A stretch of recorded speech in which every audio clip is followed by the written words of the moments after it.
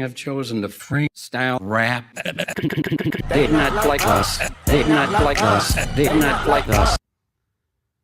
Well, personally, wrapping it up gives me big erections.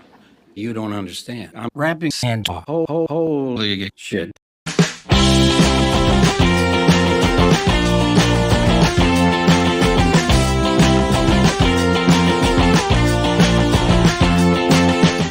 Hey everybody, whoopsies, my name is Jake.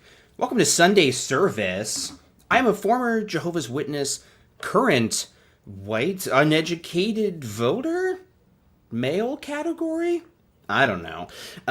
Welcome to the show. This is Sunday Service. I'm a former Jehovah's Witness, and every week I go on stream and hang out with other ex-Jehovah's Witnesses, people who used to be in cults and stuff, and we check in with our old cult leaders, see what's going on, see what they're up to. And usually I have stupid edits that I've made that I play. So that was one of them. I'm pretty happy with that. They Not Like Us, Toni Morris edit. And if you want to be a real supporter, a real American, no matter what part of the world you live in, you can become a member. I've got an entire YouTube poop Toni Morris thing uploaded for members and patrons, and it's going to be uploaded in full at a later time to a channel I've started exclusively for the dumb edits I make, so I'm no longer obliterating my own membership, or not membership, but like my numbers with edits that nobody watches, because I'm not going to stop making them, so I just have to put them. I just have to put them somewhere else. So thanks to Matt for becoming a member. Today we're going to talk about the new episode of JW Broadcasting. We might talk about Bo and just kind of whatever he's up to back there. He's always hanging out. How's everybody doing this morning? Maybe a little later I'll play more snippets from this edit. Christina says it's hilarious. It's true. She's my test audience for literally everything I write and edit. So, and she's bad at hiding her true feelings. So she's a great test audience. I'm feeling a little less together than normal. I feel like I'm having trouble getting my brain thoughts in order, and I'm realizing I think it's because I didn't take my ADHD medicine. That's really hitting right now that didn't happen. So let's see how this stream goes. So far, I don't know. I don't think it's going great, and I might have to, just to bounce back, I might have to play a clip. I might have to play a clip of something that's actually funny. Yes, holiday weekend brain fog is exactly right. All right, so instead of, while I try and get my brain thoughts together, listen to Toni Morris being mean to people. The governing body wasn't smart. Jehovah is stupid. Jesus is arrogant. Satan is gay. My wife is shit. Children are shit. Toddlers are offensive to Jehovah God. Well, obviously that's not literal. Words do matter, and whether we're male or female, go away, asshole. Yeah, so that's a thing. Yes, the meds are on the way. All right. Well, we did that. I don't know. Okay, so let's get into this before I completely lose it. So there's a lot of stuff we could talk about. I released a video earlier this week on this new watchtower that came out. There was a lot of speculation about it. The August 2024 watchtower. It was delayed for a long time, and for a while it was so delayed that there was this bizarre gap on jw.org where it went like August, nothing, and then September. No, it's not. It's in like a skinny container. Okay. Christina's trying to bring me my medicine. And I'm being, no, you're being amazing. My brain is just distracted constantly. All right. So we could go in depth into that Watchtower. I think I said most of what I wanted to say, but I probably am going to make another video about weasel words and the sheer amount of them that come up in that magazine. I hadn't ever really made a video on it because Self-Aware NPC made a video about weasel words, and it was really, really great, but she deleted her channel, I guess. It's no more... it's no longer a thing, so now I'm kind of like, well, maybe I'll just do it. Thank you, darling. You're welcome. All right. This is the kind of stuff It's a prescription drug that he's taking. It's not drugs. Yeah. Just... This isn't like on the street medicine. Thanks, babe. You're welcome. So, oh yes, okay, good point. What are your thoughts on unbaptized privileges over sisters? Let's look at this because I'm ill-informed on this. I'm assuming it's on the XJW subreddit. I saw this for a second, like I saw Ron Pimo post about it. Let's see if I can find this letter so that we have any idea what we're talking about.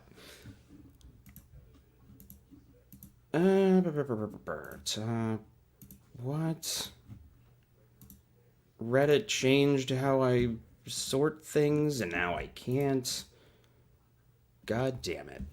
Oh yeah, Governor, if you have a link to the Weasel Word database, that would be great. He did a video on it the other day. Oh, on the letter? Okay. Well, let's just watch his channel, because I'm completely brain dead. Here, let me go to my account where I have YouTube Premium so we don't have to watch ads. Sorry, XJW Caleb. No, I mean, Premium, you're still getting shit. The most misogynist announcement. That sounds like it. I know. Well, Self-Aware NPC, XJW Caleb did a video on XJW YouTubers who kind of fell off. Not in terms of quality, but just like stopped making stuff. And it was super interesting. It was a really good video. And yeah, Self-Aware NPC is the one that I definitely miss the most, just because I found it incredibly useful for my own purposes. This has just got new announcements reaffirming the misogynist All culture. right. Well, we can just read it. Shout out to Caleb for putting this on the screen immediately so I could just read it. And I'll read it with a ceremonial taking of my medicine.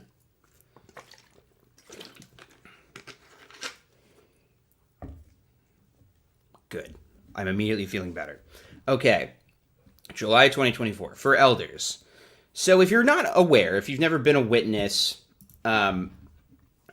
these elders' letters are completely confidential. Like, they're supposed to just be kept within the body of elders. They're not supposed to be read to the congregation for the most part, but they usually leak because we've got a lot of people who are physically and mentally out. Elders who are kind of stuck there because they don't believe, and so they'll leak stuff. In the comments, people were split on how damaging it could be for children. Also, totally agree that actually Caleb is great. And Tara Johnson's a new member. Thank you so much for being a new member. I know this isn't the stream to really make this case, but I'm really going to try and make a push to make money creatively, so I can quit my day job in the next year. So any little bit helps. All right, so this is the letter for elders. Helping young brothers to make spiritual progress. As Jehovah's organization continues to grow, a thing that's not happening, so immediately a bit of a shaky premise, more brothers are needed to care for practical congregation tasks. Thank you for helping younger brothers grow in their relationship with Jehovah. So this is a very nice letter. Very nice. Are there baptized brothers in your congregation who are in their early teens or younger? Italics. Are they exemplary in their personal study habits? Do they regularly comment at meetings and share in the field ministry? If so, give them assignments that are appropriate to their age and circumstances. In this way, these young brothers can be tested as to fitness. Then, by the time they are in their late teens, they can likely qualify as ministerial servants. Jesus Christ, there's a lot here. And we haven't even gotten to the part that's misogynist yet. I'll just keep reading and then we'll go back, take inventory of what the hell just happened. Okay, congregation tasks for exemplary unbaptized male publishers. This is like voter demographic. If you're like me and consume too much politics stuff and you listen to people who are at least present themselves as smart people talking about polling, they have all these demographics, like young, white, college-educated voters. And this is what this sounds like. Exemplary unbaptized male publishers. The governing body is pleased to inform you. They're so pleased. They're just sitting there in their offices pleased that they're informing people of this fact. Exemplary unbaptized male publishers may also be used to care for some congregation tasks that are appropriate for their age and circumstances. This isn't even new. For example, an exemplary male publisher in his early teens or younger may be used to handle microphones and operate the sound and video equipment if permission has been granted by his parent or guardian. If sisters are currently being used to care for some of these practical tasks, please assign exemplary brothers, baptized or unbaptized, to care for the work. If there are not enough brothers, please contact the circuit overseer for direction before using sisters. Guidelines that comment on the very exceptional use of sisters, such as video conferencing systems for meetings, S179, will be updated accordingly. Holy cannoli. There's a lot going on. There's a lot going on with this letter. It's really strange. It shows their commitment to, becoming more progressive and inclusive is an absolute last case scenario for them. They will use, dying children who have stepped foot in a Kingdom Hall one time on accident before they use a sister who's been in the organization for 30 years, apparently. So this whole thing about unbaptized male publishers being used for, microphones and sound, I guess that's different. I'm trying to think if I was allowed to do microphones before I was baptized. I guess not. I guess it was ooh, you're baptized. Now we can use you for privileges. And the whole framing of this article is a complete lie. Jehovah's organization does not continue to grow. It's declining, especially among younger people. There's more stagnation. And so there's fewer brothers available than there used to be. They're not supplying enough new Jehovah's Witnesses who are in that category, who typically do all the grunt work at the meetings. And so a lot of congregations have had to use sisters. And so instead of just letting that happen and giving women more rights in the organization, they're like, well, let's just give children more rights, the right to do menial tasks for us for free. It's really insulting. I agree with XJW Caleb, but this is the most misogynistic announcement, at least in a while. I thought August was on now. What do you mean by that? I don't understand that. Oh, I see. Does anyone know if the August Watchtower Study Edition was removed from jw.org? No, it was just delayed in getting there from the start. Ooh, hey, Tara and I are sitting on the couch together watching, but Jake is doubly awesome, so we both joined. Oh my god, this is just absolutely wonderful. Ooh, Sparky says, in one of my last conversations I had with my dad, I accidentally let it slip that I read the Elders book online. He said I was being controlled by Satan. Yeah, when I let them know, my parents know that I was reading the Elders book online, they were like, how do you even know that's real? Don't you think it's probably been updated? Or not updated, but manipulated and changed. Apostates have gone in there and changed the text to trick people, which would be a lot of work. But that all totally makes sense when you're a Jehovah's Witness and you think that quite literally the world is out to get you. There's no excuse too ridiculous to ignore negative information. And so, okay, this is a really good summary of their point here. It's hooking in the young ones by giving responsibilities that will be taken away if they slack. Yeah, I think so. I think that's exactly what it is. Like, it's sort of killing two birds with one stone. They need, because it's a patriarchal group, they need to rope in boys, like young boys from a young age, and get them roped in and make sure that their entire self-worth is based around congregation privileges and not worldly standards. So the younger they can get them indoctrinated, and not just indoctrinated, but involved physically with the congregation, the better. But boy, you would think that they would just take the easy win and be like, oh, look at this, we're giving women more privileges, look how loving we are. But they're like, no, nope, on that we will not budge. You have to get baptized to get saved, but not be baptized to have authority over sisters. Yeah, so, okay, I appreciate Astara Jarvis for bringing this up, because I didn't delve into this. It's really insulting to women in the organization who would be perfectly happy to help out the congregation however they can, to have less rights than a little kid who's like 7 years old and not baptized, but is capable of holding a microphone. So they just let him run the mics to who's ever commenting. August Study Edition is gone, people are saying. There's no way this is true. Let's see. Here, let's look at the old JW library. Publications. What? Oh, magazines.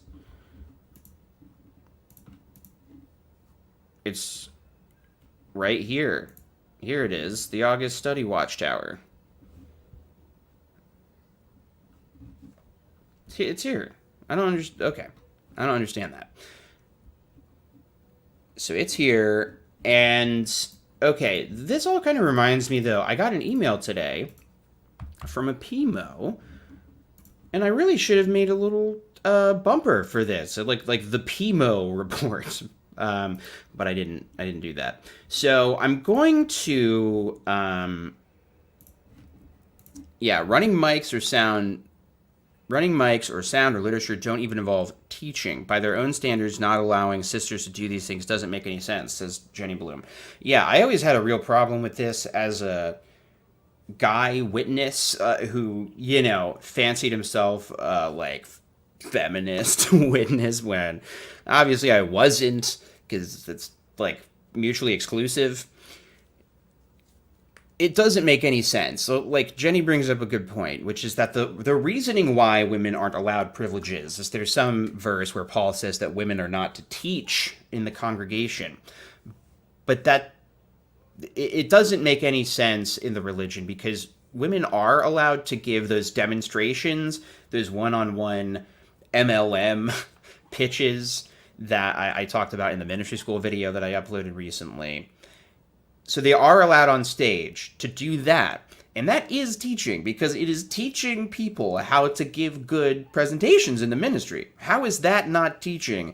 But running the sound equipment in the back of the Kingdom Hall is complete nonsense.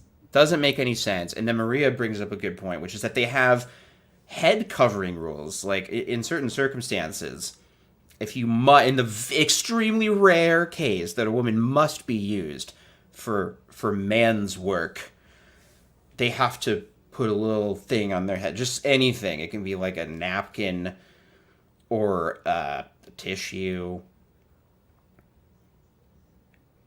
a newspaper, a book that's kind of open, so it functions as a hat. Completely ridiculous.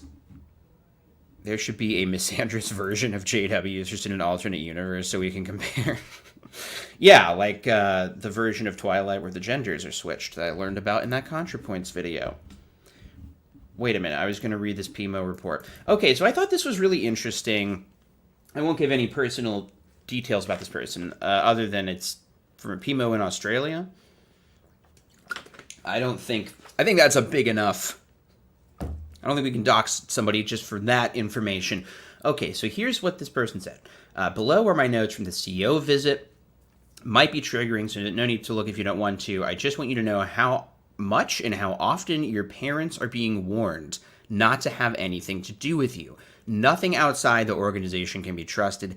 Any negative information is AI and deepfake trickery direct from Satan. And so this person sent me their notes from the CEO visit, and they do indeed say that if we see negative information online, it can just be an AI deepfake. It's probably just not even real. So, Christina over here, my plug master general, saying you made a video about that. It's true. I did make a video about that. And I think it doesn't necessarily hold up in terms of, like, I think I said something that I don't think is true in that video, which is our ability to detect AI on a nuanced level is fallen way behind the progress that AI has made. I had kind of assumed that we would be able to keep up with detecting AI, which I don't think we really have. But in general, the point of that video was that it's not, like, do your due diligence if you're an ex-Jehovah's Witness trying to raise awareness. If you're going to post something that's like a leaked document, you have to give context for it. You have to give a source. This was a problem with that Warwick Pimo channel. They wouldn't give context for any of the shit that they posted, even though a lot of them were like legitimate leaks, or at least videos that we hadn't seen before, but they didn't give context for what they were. So it was easy, or it would hypothetically be easy for witnesses to be like, this isn't even real. Even though, like, what? Are you saying that, like, fucking actors staged a whole thing? It's clearly not, like, CGI people. So it's just an excuse. Every time there's a new technology, whether it's TV or the internet, they're always going to demonize this as a source of apostate information. So it's not really an earnest complaint. I think somebody who is questioning, who really wants to find criticism of Watchtower that's in good faith, is going to have, like, they're not going to be eager to use that excuse, maybe. But I guess I don't know, because it's not, I'm like, when I was starting to do research, AI really wasn't a concern. I was concerned about, I guess, manipulated content, but not in the way that it can be manipulated now. I don't know. In my opinion, AI stuff is still pretty obvious when it is AI. And my only concern is audio, because it is really easy. Like, they talk so weird and stilted that it would be easy to fake audio and pass it off as a real leak. And thankfully, nobody's really done that. Anyway, so the only other interesting thing I'll say about this email that I got was, I know that there are a lot of rumors that halls are empty, but here in where they are, the halls are packed to the rafters. They sat in the third row of the Kingdom Hall. The front row is usually full, and today for the CO, I only saw 2 empty seats in the whole hall, as well as huge in-person attendance. Zoom is full of the sick and elderly. There are plenty of people to surround you and keep you in the JW thought bubble / echo chamber, and anything negative can be easily dismissed as AI. So I thought that was really interesting. I saw another picture of my old stomping grounds on the XJW subreddit. I would go to conventions at the Nutter Center in Dayton, Ohio, and it is truly empty looking. Maybe this will be on the front page at least, so I can pull this up. But I always think it's valuable to get reports from around the globe, because there are cultural differences, and the issues that one, like, territory is going to face is not necessarily others. So, like, this is my old convention center, and this is a recent picture. And we had another one a couple weeks ago that was equally empty. What's up? I was just gonna be your plug master general. Oh, yes, please, plug master general. Well, I was just thinking, it makes me wonder if they started seeing a decrease in attendance when they started moving and consolidating congregations. Almost like gerrymandering the voting maps. Yeah. I mean, I think that's a huge reason why they did consolidate. But I'll bet you're right. I'll bet they're going to have to do it more and more. Mm-hmm. We were talking yesterday. Oh, sorry, you go ahead. Oh, I was just going to say, so even though, you know, this Pimo JW... Yes. their observation is obviously accurate to where they're at. It makes me wonder if the reason why there's so many They did a better hall, job of gerrymandering the Yes. district. That's Yes. very possible. That makes a lot of sense. Like, especially in our area, there are so many Kingdom Halls. When realistically, there doesn't need to be that many. you could probably have, like, 3. I mean, even when we were both PME, Yeah. midweek meetings were never the attendance. Spotty. Yeah, Mhm. it was definitely a spotty attendance. 100%, yeah. And so this is, yeah, okay, somebody's at convention, bro, that's barely a meeting, I know. This is the Nutter side. This is the picture I showed you yesterday. Yeah. But it's pretty crazy. Like, can you imagine if this was a convention? Wouldn't that be depressing? When we were first married, Yeah. you could barely walk through the Nutter Center without running into someone. Oh, yeah, it was packed. It's quite empty. It's quite empty, and it's also quite depressing, in my opinion. Man, if only I was in that Nutter Center. Oh, boy. When you nut, but you just keep centering? I don't know. Does that make sense as a joke? I guess. Didn't get a laugh, so questionable. If I can't yes and it, it's not a good joke. That is a fair metric for sure. Okay. Well, let's get into, okay. Sparky lives in the Highlands of Scotland? That's cool. Nutter Center. I hardly know her center. Wait, back to the Highlands of Scotland. There's still at least 4 congregations within a short drive from each other. No need. I don't know if that was Scottish or Irish, but hey, you've got some Scottish representation, or Irish. In my racist opinion, they're the same. Paul Gillies, the nerve of these slimy bastards to roll out this guy. I kind of have suspected after IXA that this guy was kind of on camera probation. They haven't trotted him out in a while.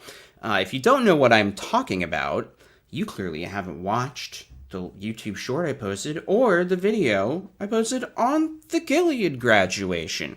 This gentleman here, Paul Gillies, was, for some reason, Watchtower's, like, he wasn't their lawyer, but he was, like, their branch representative that they sent to answer for the organization's policies and practices on child sexual abuse, and he was caught in a pretty obvious lie, and it would be funny if it wasn't a lie about such a heinous thing. So you can watch that if you want. Oh, I saw Danny in chat. Danny, did you know that we were using your video on the misogynist announcement? Using it in a weird and inappropriate way? No, not really. Okay, I'm going to... Before we do this, before we get into the broadcast, I do have one last little segment of poop I want to show you. 2-year-old girl saw my face on the big jumbo screen giving a talk. She eagerly shot me 153 times in the ass. Isn't that, I mean, just toddler try to wreck my shit. Many children hate the governing body, hate them. And like my mom, I don't have pee because of the large number of times I've got shot by my own child. I like that one. And I, frankly, fuck it. I'm going to play this Kendrick Lamar one again because I kind of feel like I didn't get my flowers, TBH. Played it right at the top of the screen. There weren't as many people watching. And I think people need to see, because frankly, it took way too much time to line all this up and pull all these chosen clips. the freestyle rap. They not like us. They not like us. They not like us. Well, personally, wrapping it up gives me big erections. You don't understand. I'm rapping and holy shit. Wait, Jenny, you didn't go to the Nutter Center, did you? I was cool enough for Gate F. God, I find, like, stadiums that have been converted into JW zones to be uniquely depressing. Like, the Nutter Center is a really depressing liminal space. I really tried to, for a while, I really wanted the finale of the novel I'm working on to take place at a JW convention, because it seemed like the most obvious way to like raise the stakes. I couldn't really get it to work, but in my head, the Nutter Center is like the creepiest liminal space. Just all that fluorescent lighting. It really makes everyone look sickly. Oh, it's San Diego. Santiago. All right. Welcome. Whoa! He's excited. I think... Here's what I noticed about Paul Gillies. He talks a little faster than the other guys. So I'm going to speed him up a little bit. See how this goes. To JW Broadcasting. In this month's program, we'll learn how to develop and protect our God-given thinking ability. Here are some highlights Someone's of working what's on to come. gestures. In our next episode of Imitate Their Faith, we'll learn from Rebecca. How did her love for God influence her choices? A priest spent years lost in a maze of confusing teachings. How did she escape the maze and find truth? If you've been feeling like life is non-stop, you'll enjoy our latest music video. It's a reminder to take a breath. That's weird. That's just weird. It's a weird sentence. If you think that life has just been way too much, you'll enjoy this new music video. How did he word that? If you've been feeling like life is non-stop, Non-stop. you'll enjoy our latest music video. It's a reminder to take a breath, pause, and reset. Boy, apparently Paul Gillies' thing is like drinking and partying. That was what his whole talk was about at the Gilly graduation, is like how nice it is to take a break and drink. This is JW Broadcasting for July 2024. Rare Paul Gillies W. Okay, with this. Flip it effectively. All of us can think. We can think about a lot of things, some good and some bad. It's not uncommon, even for an adult, to let his mind wander aimlessly. An adult! Or a person may spend time thinking of frivolous matters of little substance. That's what can happen to our thinking. Well, my thinking has been well and truly rotted, because I am always thinking of just funny things I can edit the governing body saying. So that, I really do feel like my brain is spent on a lot of frivolous matters. But I really would have been, I would have struggled with this as a witness, because as I mentioned earlier, you know, writing something, and that's like my brain would be full of a lot of like ideas and stuff, and which is a perfectly healthy and normal thing if you're a creative person. But it's not a normal and healthy thing if you're a creative person who's trapped in a cult and are told that just even thinking about frivolous things is damaging to your brain and can dilute your relationship to Jehovah and the power of his Holy Spirit. So I don't like this. But it doesn't always have a positive effect on our life or our future. Though specifically addressed to a young man, the Bible book of Proverbs gives sound advice for all of us. Proverbs chapter 1, verse 4. You know, that's why a lot of Bible translations these days use gender-neutral language when possible. Watchtower, of course, would never do that. They won't even have gender-neutral microphone carrying practices. Or says, to give a young man, for that matter any of us, knowledge and thinking ability. What is thinking ability in this verse? The Hebrew word translated thinking ability can be used in a bad sense or in a favorable one. So our mind and thoughts can be directed to a worthy, upright end, or just the opposite. Boy.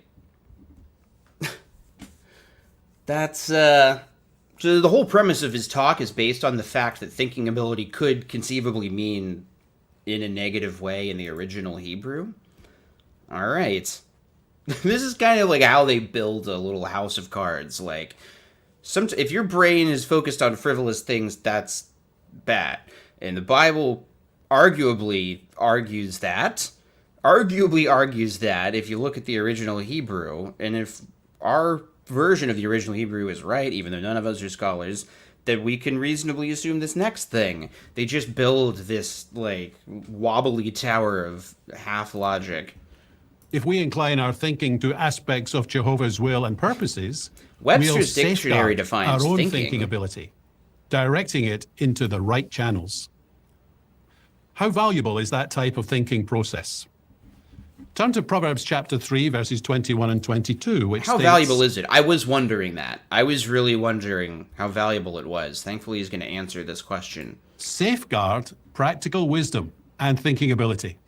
They will give you life. Thinking ability is not in the exclusive realm of the studious type.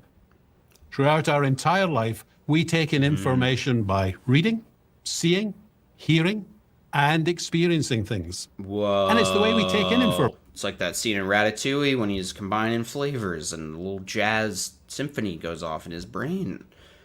information and react to it that shapes our individual behavior and personality. Many persons have not used their minds for much more than the essentials of daily What the living. fuck is this? But to succeed in life, and in Jehovah's eyes, it's necessary that we learn to train, develop, and guard thinking ability. Yes. Their thinking ability is your ability to think like a Jehovah's Witness and ignore things that cause you to question JW logic. That is not thinking ability. That's Satan sneaky brain worms, as we all learned about tragically from RFK Jr. and his terrible brainworm problem. Consider how trained thinking ability might protect us when it comes to using the internet wisely. While the internet can be an excellent tool for gathering The knowledge, brain collective. thinking ability, when properly exercised, will safeguard us from its harmful effects. Ooh. For Yes, good point. We do need subtitles on. example, some popular social media sites contain short videos Hey. designed to deliver instant gratification. We won't name names, just some. Some do this. They're such fucking pussies. I don't know. Why the fuck? Why can't they just say TikTok and YouTube Shorts and Instagram Reels? Like, they do this where they'll say one expert said, but they don't cite the expert. And they'll be like, oh, some social media site, but then they won't say what it is. Like, why? Of what benefit is this vagueness to anyone? I don't really get it. Like, I understand dog whistling, but this just seems like needlessly confusing. If the viewer gets no immediate emotional reward, he is tempted to keep scrolling to find material that will give the desired effect. Hey, don't I know Over it, time, buddy? this can lower one's attention span, which may impede a person's ability to learn, retain, and recall information. It'll impede their None of us learning. would want that to happen to us, would we? Oh, we wouldn't want that, would we? I don't really know how to phrase this as a supercut title, but I found a really gross one when I working on Toni Morris edits, because I used my time wisely, where it's just like, here's a good one. Davis Plain just is like, we would never want to be responsible for stumbling someone out of the truth. I know you wouldn't want that to happen. That kind of manipulative language, like, we wouldn't want to do that now, would we? That would be a good supercut that could be of the kind of, like, almost analog horror quality of The Governing Body Loves You one, because it really is creepy and so overtly manipulative. It's one of those things that once you wake up, it's hard to watch, because it feels bad that we ever bought it or didn't notice it. I don't know. Many people are saying this. They're saying that thinking is bad. This is not proven true at all. They said this shit about TV. Yeah, no, it's true. And, like, frankly, the data on whether or not your phone, like, phones actually are having an effect on young people's, like, attention span. Well, maybe I shouldn't say attention span, but their social anxiety, say, is actually quite mixed. Like, is not as clear cut as I would have thought. It makes sense to me on an intuitive level, but when you look at it, it's actually not that simple. And just thinking back to when I was growing up, they were saying the exact same things about video games, and that shit's not true. Like, it doesn't... That apparently that had nothing to do with why, school shootings happened, or I have ADHD. I think I would have just had that, no matter what era I would have been born in. So, yeah, they just always do this. And really, anything that takes you outside of the organization, even if it's just, like, reading novels, like, they'll say that too. Like, well, even if what we're reading is wholesome, is it taking too much time? So they don't even really care about that. They're just like, it's just any time you're spending away from watching this, something that definitely challenges the human attention span, it's bad and probably satanic. Additionally, studies have shown that those who spend too much of their time with their electronic Studies have devices shown are more prone to stress, anxiety, depression, or other mental health problems. On the other hand, thinking ability can help us to work out ways to control our use of such technology. Our thinking ability, the power of thinking. There's one of my favorite comedy podcasts is called The Teacher's Lounge. It's a improv group. They're incredibly funny. If you've seen the other two, that show that was created by like ex-SNL writers, Drew Tarver, he's in the Teacher's Lounge podcast. Anyway, they improvise in character as teachers. And one of the episodes, their guest was a comedian, Paul F. Tompkins, who was like playing a Music Man type character who had like grifted the school and was teaching the bands to play with invisible instruments, just using the think method. Just think, just with the power of thinking. That's what this reminds me of. Like, they're making thinking out to be magical. I'm sorry, I just went on a ramble about the Teacher's Lounge podcast. I just want more people to listen to it so I can reference it. For example, God-oriented thinking ability can help us to distinguish truth from misleading and false information. Thus, there's wisdom in what is stated in Proverbs chapter 2, verses 11 and 12. He just pulled a statement out of his ass and then was like, therefore, this scripture is true and proves the made-up thing I just said. God, I hate this shit so much. Well, thinking ability and discernment gives us perception. And perception is closely related to our conscience. What we have meditated on from God's word and stored in our mind can mold our conscience, which is an inner mechanism to warn us of wrong actions or tendencies. They're not even going to bother to explain, like, what studies show regarding a conscience, a thing that is like heavily determined by like nature and nurture and is like subjective. And anyway, they don't want to talk about subjective morality and stuff, but actually that's kind of an interesting thing. Maybe I should look up sometime to like research into like what is a conscience. I've never even thought about that. In effect, our thinking watches over us. Now, notice how this is alluded to at Hebrews chapter 5 and verse 14. But solid food... This is just officially a tangent stream. I remember... I was thinking about this recently for some reason, but me and my sister, we would stay with my aunt a lot, and our aunt was cool. And my cousins were all really into Scooby-Doo. They were allowed to watch it. So when we went over there... we watched the, at the time, new Scooby-Doo movie, you know, the James Gunn one with Matthew Lillard and CGI Scooby-Doo. And so we watched it, and she was just like, just don't tell your mom, okay? And me and my sister, like, we were in the store one time, and we like, made a little reference. My mom, like, snapped around, like, what was that? Was that from Scooby-Doo? And we weren't allowed to watch Scooby-Doo. And we were like, yes, we watched it. And she was like, I told you not to watch that movie. In that one, the monsters are real. So, yeah, we got in legit trouble for watching Scooby-Doo. Belongs to mature people, to those who through use have their powers of discernment. By the way, no, the monsters weren't real in that one. The monsters were still fake because Scooby-Doo is fucking fictional.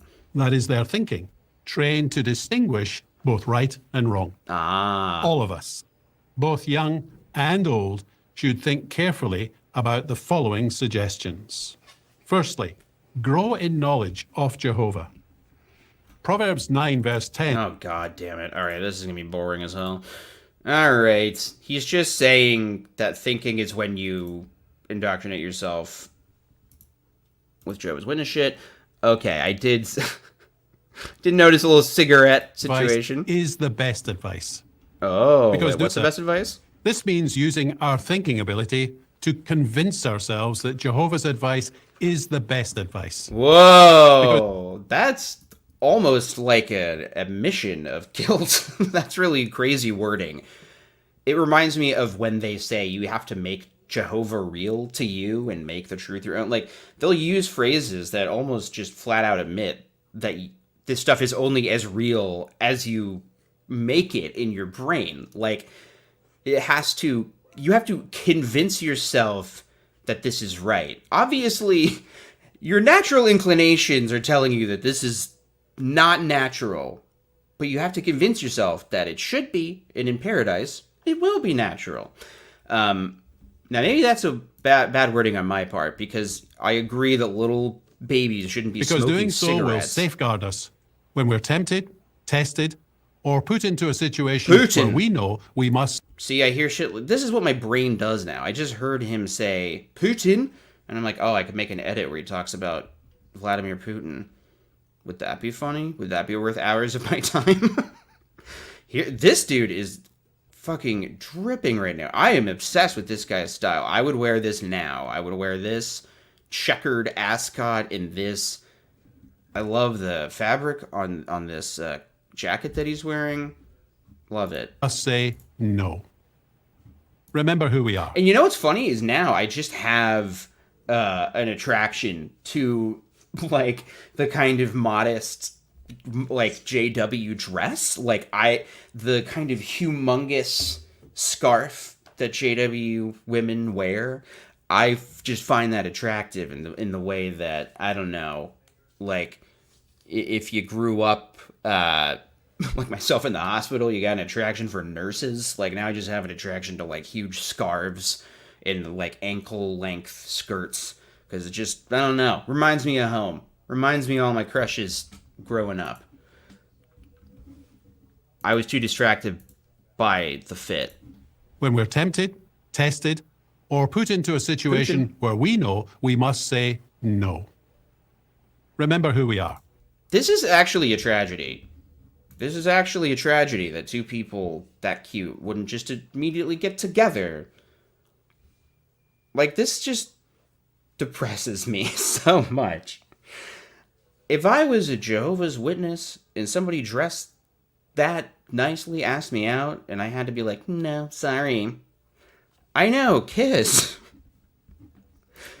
This is what I'm saying. I don't know. I think it's in the same way that, like, pajamas are attractive to guys. Like, just women in pajamas, there's something cozy about it. What we stand for, and to whom we have dedicated our life. JW kids got the Next grip, suggestion. too. We need to continue to enhance our Christian personality. Zoom, enhance. Chloe, zoom in, enhance the personality. I guess that was Kiefer Sutherland. This is important. But why? Because people who love Jehovah will like and respect Hey, us. next time, if you don't want to be a fucking bullshit writer, just say, this is important because, not this is important, but why, idiot. For who we are. And what kind of personality are we suggesting? Just say it. Just Did say you know what the it expression, is. Christian person? These fucking rhetorical questions drive me crazy. I'm sorry, I'm cursing a lot more. I've been trying to get better about it. Just because I don't know. I don't know if I want to curse as much as I do. Personality? That means Christ-like. We cannot go wrong What by does that mean? imitating Does it mean Jesus like in any way Christ? possible. Recall that 1 Peter 2... Ooh, wait a minute. What about if we imitate Jesus in the way that he stood up to religious persecution, in the way that religious leaders binded up their followers with heavy loads and needless rules? And, like, what if we decided to overturn the donation boxes in the Kingdom Halls because they're manipulative? What if we imitated that? verse 21 Jesus. says, To this course you were called, because even Christ suffered for you, leaving Everything a the light model touches. for you to follow his steps closely. Jesus' whole way of life, Oh, yeah, absolutely. his attitudes, his values, his interactions with others, culminated into a personality that we should strive here. to follow closely. We know well how we want to look when dressed for a special occasion. We clothe ourselves with careful attention to Paul sounds dumb. Here's the thing. You know, he's embarrassing. He's embarrassing himself up here. His silly accent and lies about child abuse. Yeah, all right. Enhance your personality. Use sentence enhancers like notice. It's really funny. It was like skipping through and seeing the subtitles. It's just like a bunch of JW aphorisms over and over again. This is interesting. I think this video has actually been removed from the website. apply knowledge. So we need to be cautious in life. Ask questions.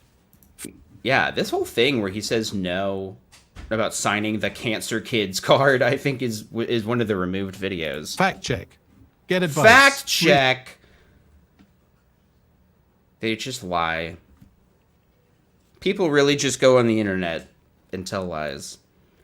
You're not allowed to fact check. What if you wanted to fact check any of the nonsense, non-science that he has been spewing by just saying that studies are showing things? Like, what if you decided to fact check that? Is that allowed? Would that be encouraged? Read, study, and learn from Bible principles.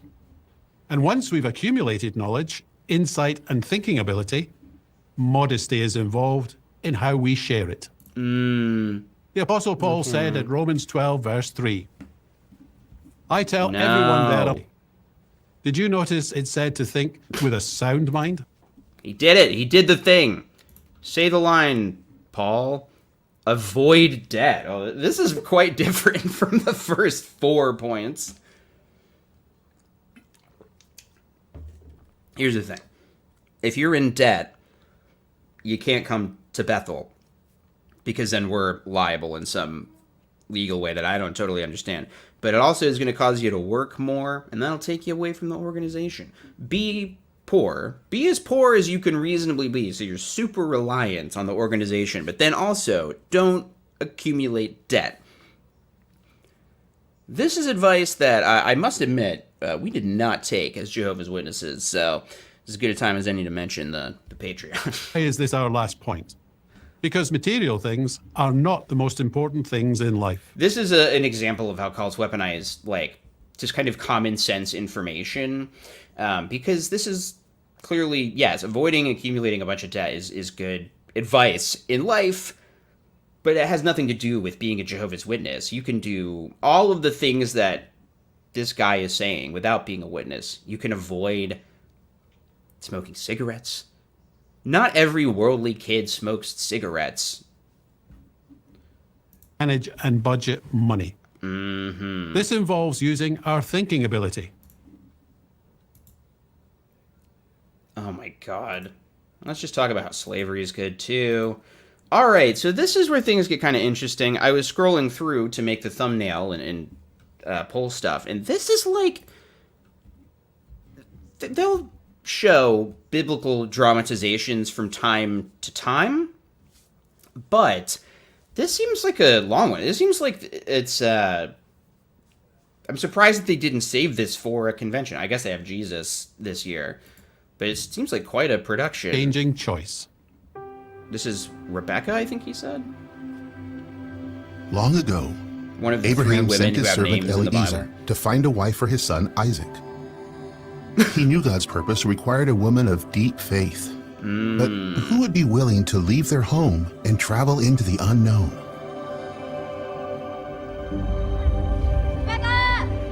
Back up! Conventionally attractive white Bible characters. White. So absurdly white. Will they ever show the nose ring? Do they have nose rings in the, biblical thing? What do you call it? The Bible? Hello, my dear. Rebecca! Your cousin has been looking for you. Anna, I'm over here. Rebecca. Isn't it Anna Can you when bring it's us to Father? 1A? Yeah, is he still working? My sister's name is Anna. She got 2 N's. She earned Rebecca, that I've pronunciation. been looking for you. Can I come with you? Sure.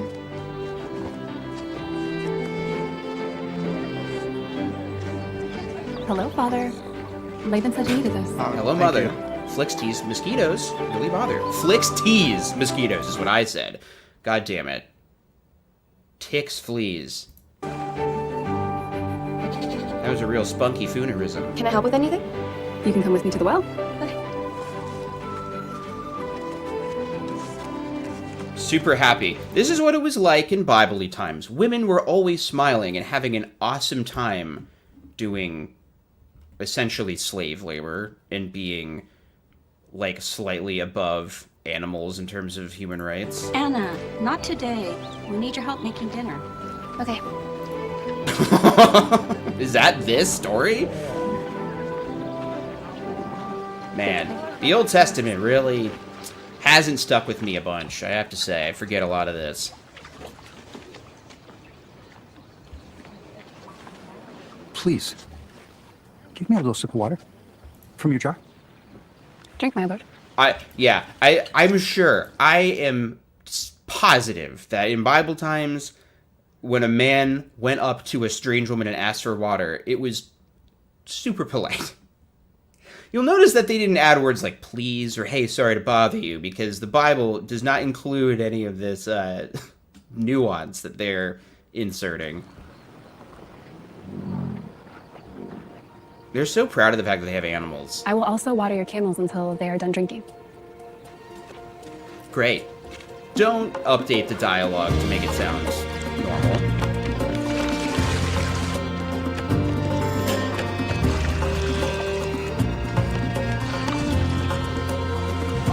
And we're supposed to be... Is this the guy that she's gonna marry, or is he looking for a wife for another person, for a third party? Is he wing manning it? I don't actually know. Who are the ladies that got their dad drunk to sleep with them? I think that's Lot's daughters, I believe. It's confusing because Noah also like got naked and had a slight drunken incident after the flood, because Watchtower likes to skip over the part where he has immense trauma from being the only person to survive the destruction of the world. Saxophone, so you know it's sexy. Leave that alone, too. Wait a minute, that was not the saxophone. What the fuck is wrong with me? Excuse me, my lord. Please tell me. These aren't high quality. Whose daughter are you? Is there any room in your father's house for us to spend the night? That was like, great. This guy is being a real bother. He's just like, hey, can you give me some water? And also the camels. And also, can my entire family spend the night outside? Like, you can sleep outside. I will not eat until I have told you what I have to say. Okay, that's weird. Please, You're the only person speak. imposing that rule upon yourself. I am Abraham's servant. And Jehovah has blessed my master very much. Sarah, the wife of my master, bore a son to my master after she grew old. Stop saying master. So my master made me swear, Stop it. saying, you will go to the house of my father, to my family. Different kind of swearing, apparently. You must take a wife for my son. But I said to my master, what if the woman is unwilling? Good God almighty. What do they think is going to happen if they just slightly alter the shitty AI-generated wording of the New World Translation to sound slightly more human? Wouldn't that bring the stories to life? Like the Passion of the... Wait, it's not the Passion of the Christ. It's the Last Temptation of Christ with Willem Dafoe. Like, it takes a lot of artistic liberties, but I think it makes the story... Like, it makes you want to root for Jesus, you know? Like, you get the emotional intention, whereas this, they're so beholden to the terrible, lifeless, rigid wording of the New World Translation. It never strikes them that maybe the reason why only our modern day dramas are ever well liked is because they have to use slightly modern words. Willing to come. I always thought the Bible dramas were so boring as a He witness. said to me, modern Jehovah day will ones are so much send his better. angel with you and will certainly... Like many things I bring on this channel, this was a nitpick I had as a witness that I'm just now bringing up on the stream. So that was just a quick little episode of Jake's Nitpick Corner. Why is it necessary to be so picky, to be so fussy? Damn, I guess I rendered the version without the song underneath. Gonna have to fix that. It's important. That's a load-bearing pillar of the streams. Only give success to your journey. When I got to the spring today, I said, Jehovah, the God of my master Abraham. You're right. If you will make my That journey is. successful, here I am, standing at a spring. When a young woman comes out to draw water, I will say, please, let me drink a little water from your jar. And she will say to me, you take a drink. What? What? Why was his face weird? Why did he look like that? Like he was like holding in his shit. I will say, please, let me drink a little water from your jar. And she will say to me, you take a drink, and I will also draw water for your camels. Give that guy a cup. Let that woman be the one whom Jehovah has chosen for the son of my master. Before I was finished speaking in my heart. You know what's funny is watching this, it seems pretty clear that this is, like, like when you just read this story, you're like, oh wow, it's a miracle. But watching the sequence of events play out, it's like, how does she know that he's not completely making this up retroactively? Like, if instead of serving water, she was on, like, camel shit shoveling duty that day, wouldn't he have just been like, oh, you'll never believe it, but God told me that I had to take the first hot lady I saw who shoveled shit back home to be the wife of my master. There was Rebecca, coming out with her jar on her shoulder. There's Rebecca After coming that, out with I her asked jar. her, whose daughter are you? To which she replied, the daughter Bible of a meet fool. cute. So I put the ring on her nose and the bracelets on her He hands. did. He would be bad at those Survivor now tell me, challenges where they have to, like, if you wish to show carry water. loyal love and faithfulness to my master. But if not, tell me so many modern day applications, that I Tara. may I don't know what you're proceed talking one way or about. the other. I have just the thing. This is from Jehovah. This is from Had her Jehovah. become a wife. God to the damn it, son of your I'll say master, that. Just as Jehovah That's has so spoken. funny that you're saying that because Christina's watching Criminal Minds. So I've been seeing a lot of Mandy Patinkin around the house these days.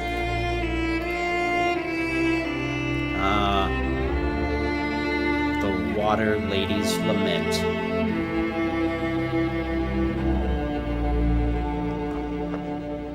People keep saying that she has a piercing. Am I not seeing it, or am I missing that it's in the biblical account, but The Negev is not far. on the witness herself? When will you come back? Oh, she does! She totally does have a piercing. That must be canonical. That's why she looks like a normal person. Why can't you Normal just stay people here? have nose rings. You heard what my father said. This is from Jehovah. You can serve Jehovah here. I am wondering now, is there going to be a little bit after this where he's like, now obviously we wouldn't have a little nose ring in modern day times, now would we, lass? To flawlessly impersonate Paul Gillies. That is true. Which, frankly, more like Paul Sillies. But you know. Whoa, she got a nose Jehovah ring will too. bless you in ways Mommy you got a can't nose even ring imagine. too. Those nose rings still are have so time obviously clamped on. You can, like, see where it, like, squishes the skin a little bit. Let's make the most of it. You know what's weird is my grandmother, on my dad's side, never had her ears pierced. She had clip-on earrings, like clamped on earrings. To this day, that is what she wears. So when we would go over there as kids, like, we would always take them and, you know, clamp them on. Intriguing. My Scottish accent's getting slightly better. Thank you. I have no choice but to marry a stranger based on the words of another stranger who insisted upon staying at my house.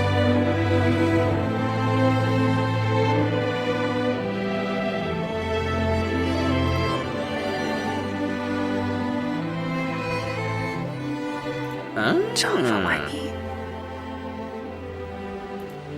100% I remember clip-on ties. I wore some. I didn't wear one recently. Prepare the camels. We must leave soon. Spreading fake news that I recently wore clip-on ties. Please, send me off to my master. Let the young woman stay with us for 10 more days. At least 10 more days. Could I tie a tie still? No. Oh, yeah. Yeah, I think we did this on, like, the memorial or some stream where I challenged myself to see if I could still do it. I think you even brought me a tie. Oh, that's right. Yeah, Christina asked if I still knew how to tie a tie, and I was like, wait, I think we did this, actually. Seeing that I had to think Jehovah about has it, made though. my journey successful, send me off in order that I may go to my master. No, to me, it's like when I go back and play GoldenEye 64. Inquire of her. I know those controls. They're burned into my muscle memory.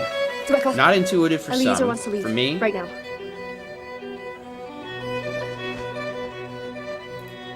I was playing like leftovers music. Good God, the sheer amount of nothing they get away with in these indulgent productions. Are we to assume that they used their Jesus towns that they built for this? Like they were making the most out of their sets and costumes and animals?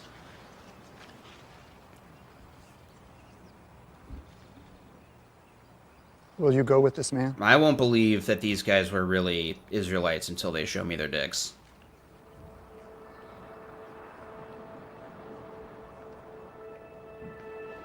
I'm willing to go. Am I? Okay. I'm not trying to be, like, Jane Eyre music, 100%. I'm not trying to be, like, lascivious or anything, but it seems to me that they choose intentionally, like, really gorgeous women to play prominent parts in these dramas, but they're always content to just settle on whatever kind of schlubby guy that they have around. Because I don't know, it just seems like exemplary men in the organization. They can just be whoever, and by virtue of them being exemplary, they are desirable within the religion. And that's the kind of society that your manosphere influencers want to bring back. That's what incels are all upset about. Which is why I fear for male folks leaving the organization these days.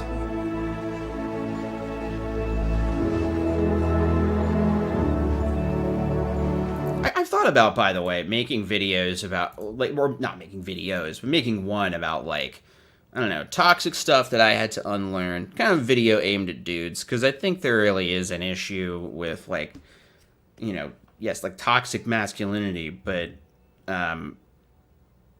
just honest to God, like, brazen misogyny and, really openly advocating for this return to women having fewer rights. I mean, that's also, like, a part of, like, Project 2025 and shit. It's already happening, women's rights being rolled back. And so I do worry that Watchtower men are so primed for those narratives that they'll easily fall down the manosphere rabbit holes. I'm so concerned about it because I've seen it literally happen. You can watch XJW Caleb's video on YouTubers who went bye-bye mysteriously. But it just, it makes me sad because it doesn't actually, that shit doesn't make your life better or happier. That's just another extreme set of beliefs you gotta worry about. Like, the more you're fucking worrying about what demographics of humans are doing and what rights they have, and, like, how you think they should have less, that's not only is it bad for society, it's bad for your brain. Don't fucking worry about what other people are doing.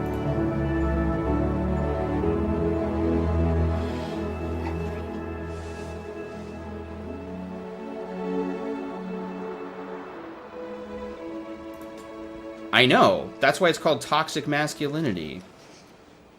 It's an adjective. like, if I said toxic fumes, that doesn't mean that all fumes are toxic.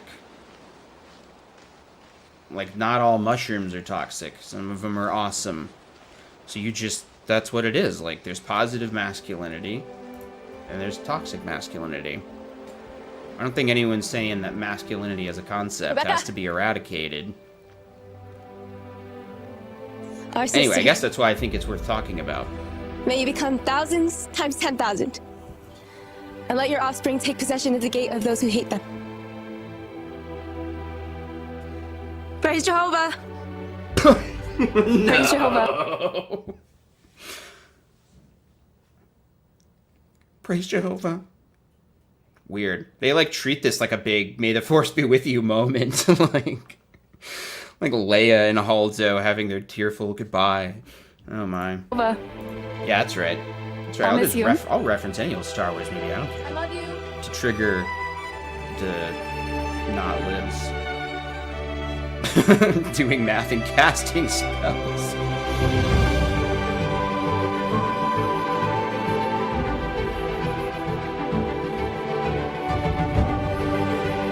Rebecca did not know Joey, what lay before her. Comment here. Rebecca, you can choose to go or not. You have free will. But if you don't go, you will dishonor our angelic direction and shame the entire family. And who knows, maybe we will punish you. Fantastic. That was a flawless description of everything wrong with this story that they're trying to spin as good. I don't know. Stuff like this makes me think of my friends who I miss so much. I still, one of them hasn't, they probably don't follow me, but they haven't blocked me from following them. So I still get little updates on their life sometimes. And my friend and his wife are celebrating their 10-year anniversary. He's got a beard. My friends who I used to host a podcast with, you know, they were people who, like myself, pretty clearly had like political opinions and stuff. And the, you know, girl I podcasted with, she like had a real issue with like the Dinah story. She messaged me about it, that kind of bizarre rape apologia story in the Bible.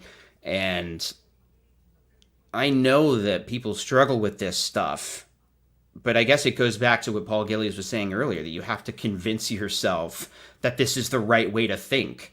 Your thinking ability working means that you can suppress all your concerns with this kind of story. Yes, classic religious choice. Well, that's what I was thinking. I feel like this is probably not even a real thing to happen, but if it was, it would probably be like, well, my only way to advance in society is by marrying a wealthy property owner. And by property, I mean other humans. So, And there is no record that she saw her family again. Whoa, like me. She just like me for real. She showed faith when she left the comfort of home. Jehovah blessed her as an ancestress of the Messiah. She's essentially dressed like in a wedding gown, just ready to go.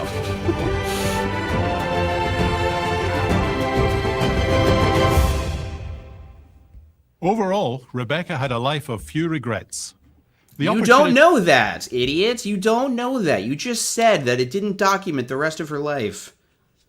Fucking lying about nonsense. All right.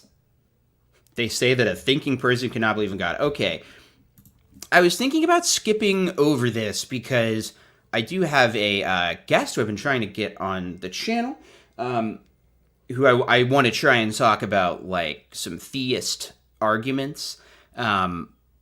They're atheist, and I'll just say I don't think he would mind. Eric from Skeptics and Scoundrels, you may have seen him on The Line, the, like, atheist call-in show, and that's, like, my favorite, like, oh, I almost said, like, guilty pleasure or, like, junk food, but that's not right. I love that stuff. I think that it's so fascinating to hear people attempt to reason their beliefs in real time. So I love that stuff, and Eric's been on, you know, with the best of them. He is the best of them. He's there with your Forrest Valkais and Matt Dillahunties and Aaron Ross. And so I want to have him on soon to talk about some of this stuff. And so we might talk about this next segment because I saw that they have this like reasons to believe in God. That seems like the exact kind of thing we've been planning on talking about. So we'll see. So consider this my first pass at this. Not believe in God. Is that true? See how these young people use science to build their faith. Yeah, wait a minute. Let's stop on that for a second. They really painted it like it was a fairy tale ending, but objectively the way it ends is that she never sees her family again, and that's not normally the fairy tale ending. Usually, basic hero's journey story circle shit is she has to go back to her home having changed, so she could demonstrate her change. She should go back to the Shire and see that she has grown and that it's now too small for her. But no, it's just like, well, she rode off and was a slave wife forever, and we're just going to go ahead and assume that was awesome for her and she had no regrets. I mean, it's not like she's alive to refute us. Science to build their faith. By the time we're in the new system, it'll be too late. Now, just as a heads up, we've got looks like some young ones, some kids in this. I try not to make fun of the actual kids too much because they're trapped in a cult, and for all we know, by this time next year they'll have a YouTube channel of their own. But we can talk about their arguments. When you believe in creation, what challenges might you face? My favorite subject. I like how right off the bat, it is not what's the reason that you believe, like what's the best reason. It's just like, why is it hard? And you know what the biggest challenge that you face is the lack of evidence. You see, that in my opinion is the biggest problem. Now I'm going to go off camera just for a second to smoke normal tobacco of a non-wacky sort. Subject was science, because I learned facts about how things are connected. I thought that was really exciting, seeing how the physical world works. But then you come to a topic like evolution, and you immediately know that there's something here that's not quite right. In 5th grade, when I was around 12, we had science, my worst subject.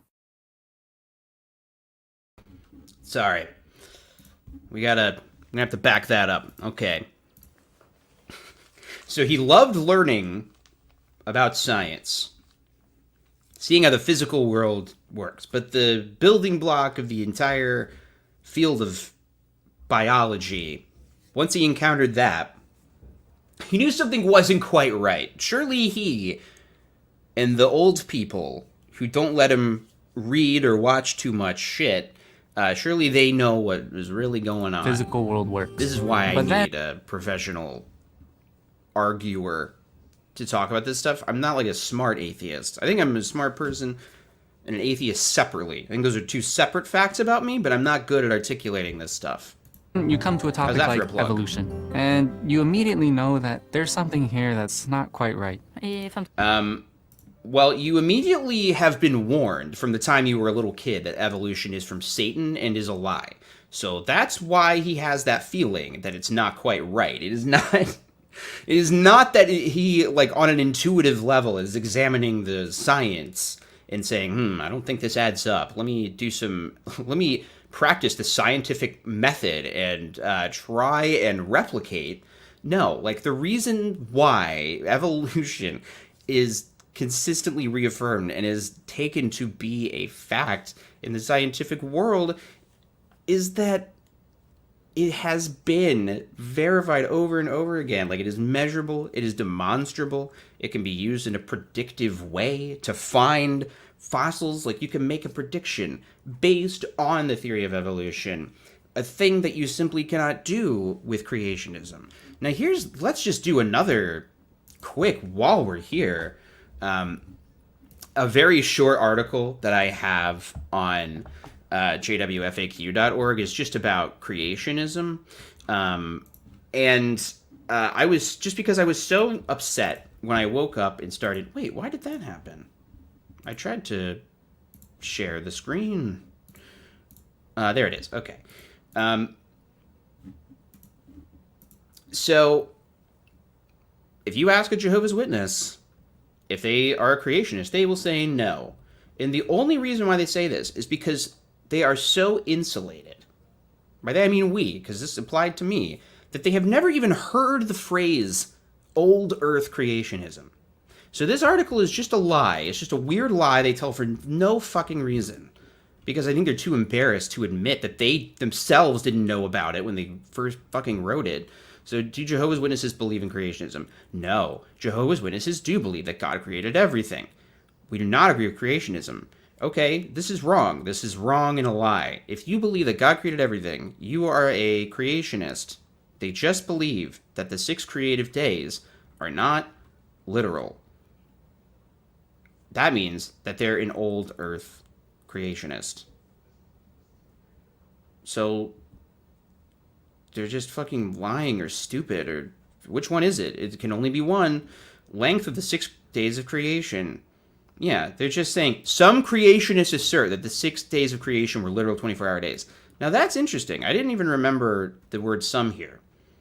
But if this, for their premise to be true, they need it to be that all creationists say this, because the only thing differentiating Jehovah's Witnesses, in their minds, from creationists or creationism is that they believe in an old earth. But here, in this first paragraph, they admit that not all creationists believe this. So what is the point of this?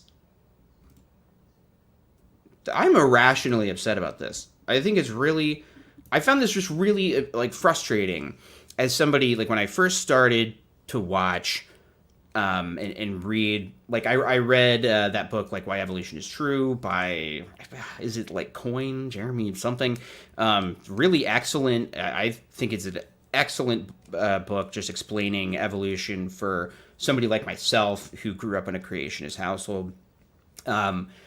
And just reading this stuff and just even watching like debates, because in my brain as a PMO, I was like, well, probably the only way things are ever settled is debates. So I'll just Google debate. So I watched like atheist versus creationist debates. And I was amazed how I immediately heard the word old earth creationist and just never heard it. I felt so lied to. I felt so insulted that I had been telling people that I wasn't a creationist when I just literally was, and was so robbed of language, of just normal mainstream language that other Christians in Christendom have, that I didn't know how ignorant I was. I think that's what really hurts about it. That's what feels really bad about waking up. Yeah. My shortest rebuttal on JWFAQ, because it's just like, no, this is a lie. Here's the definition of old earth creationists.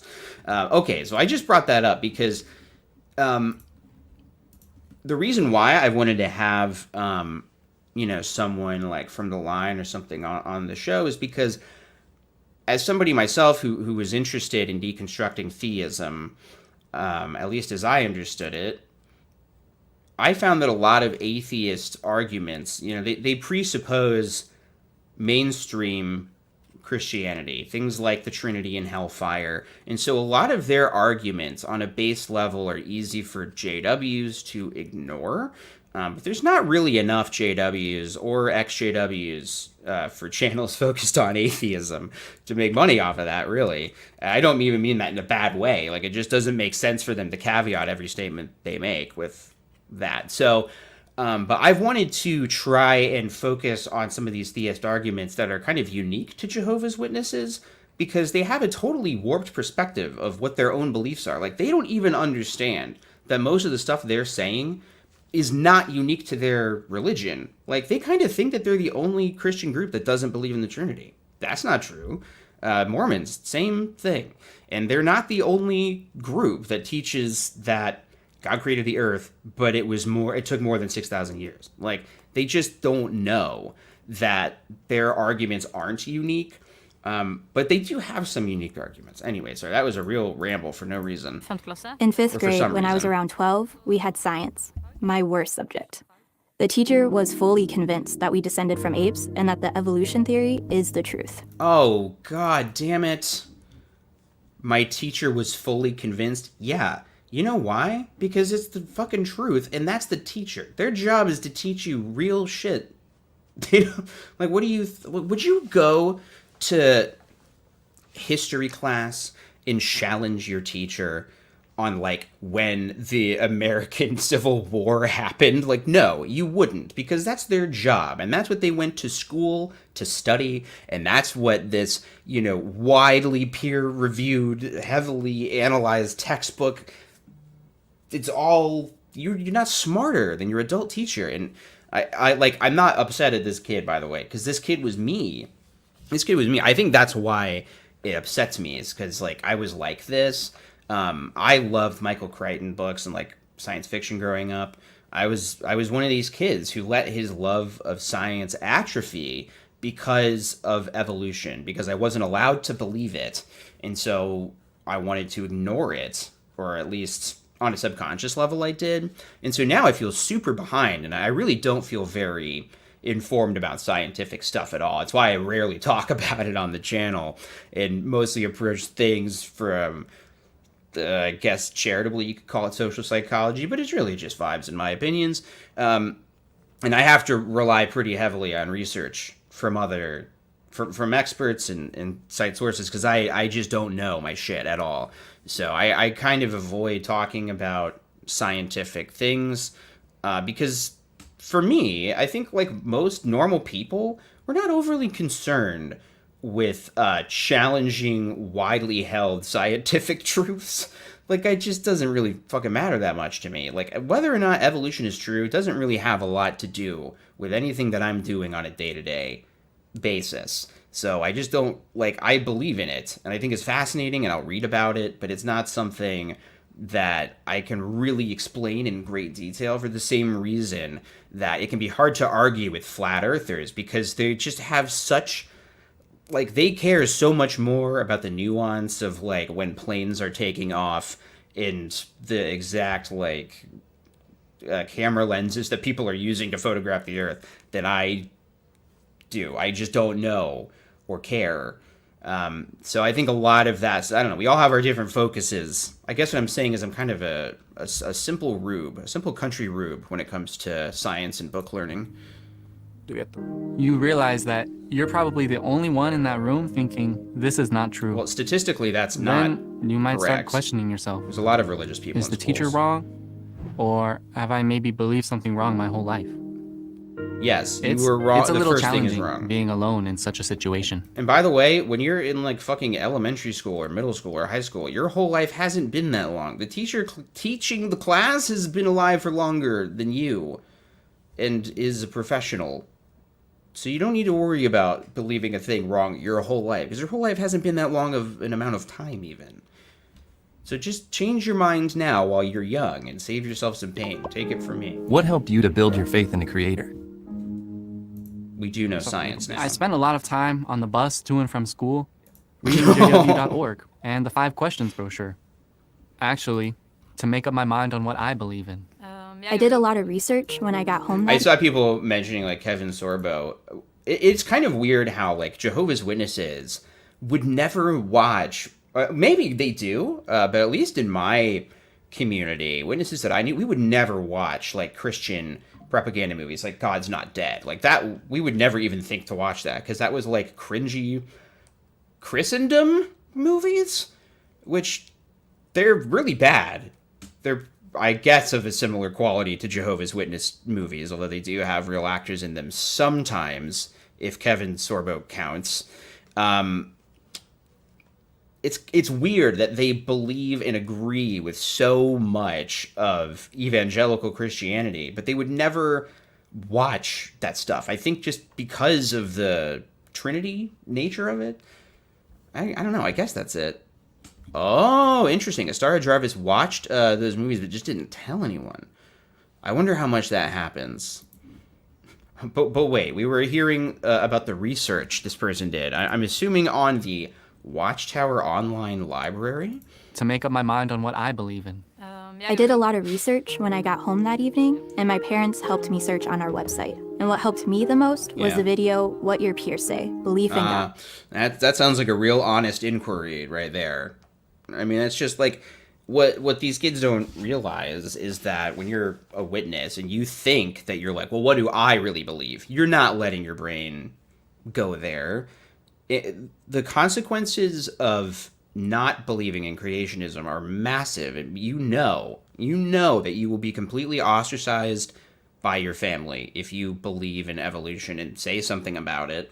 So it's way easier to just lie in class, by which I mean write down the correct answers on tests and stuff, but just not believe it in your heart. Like don't let yourself believe it. And just convince yourself, like, they believe that our uncles were apes. Why are there still monkeys then?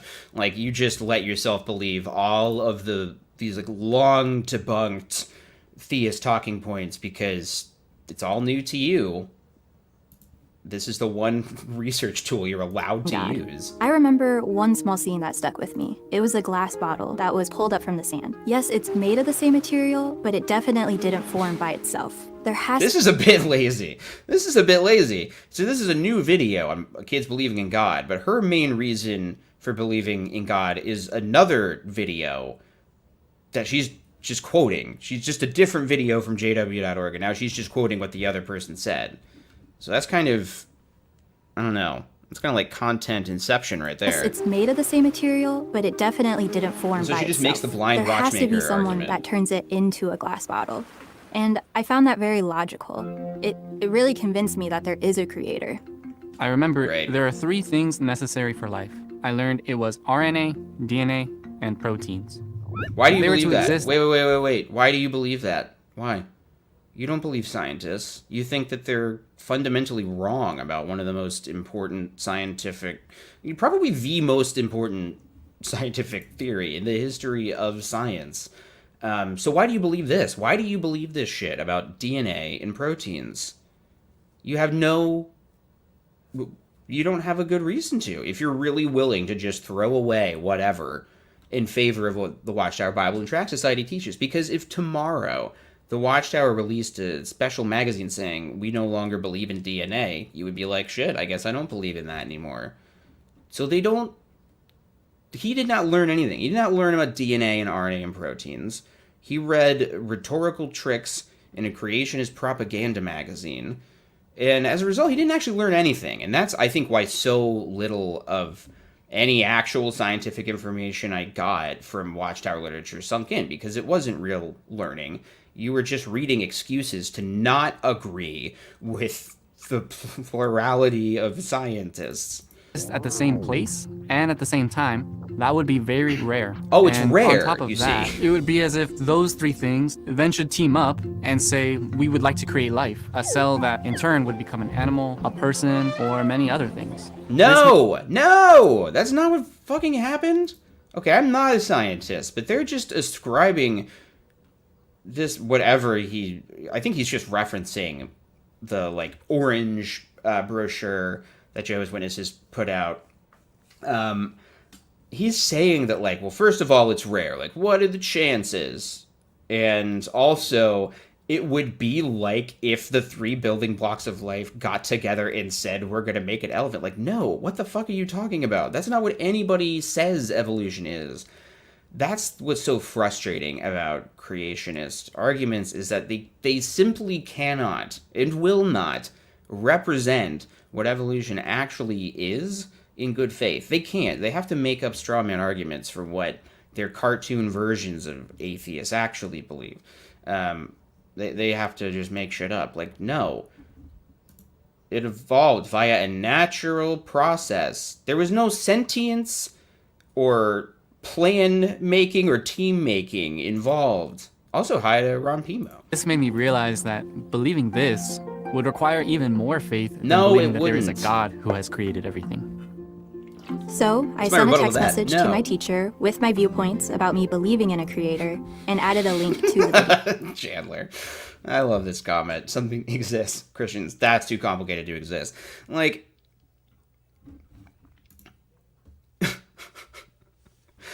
yeah, it's also, like, it's just not rare. Like, what are you even talking about?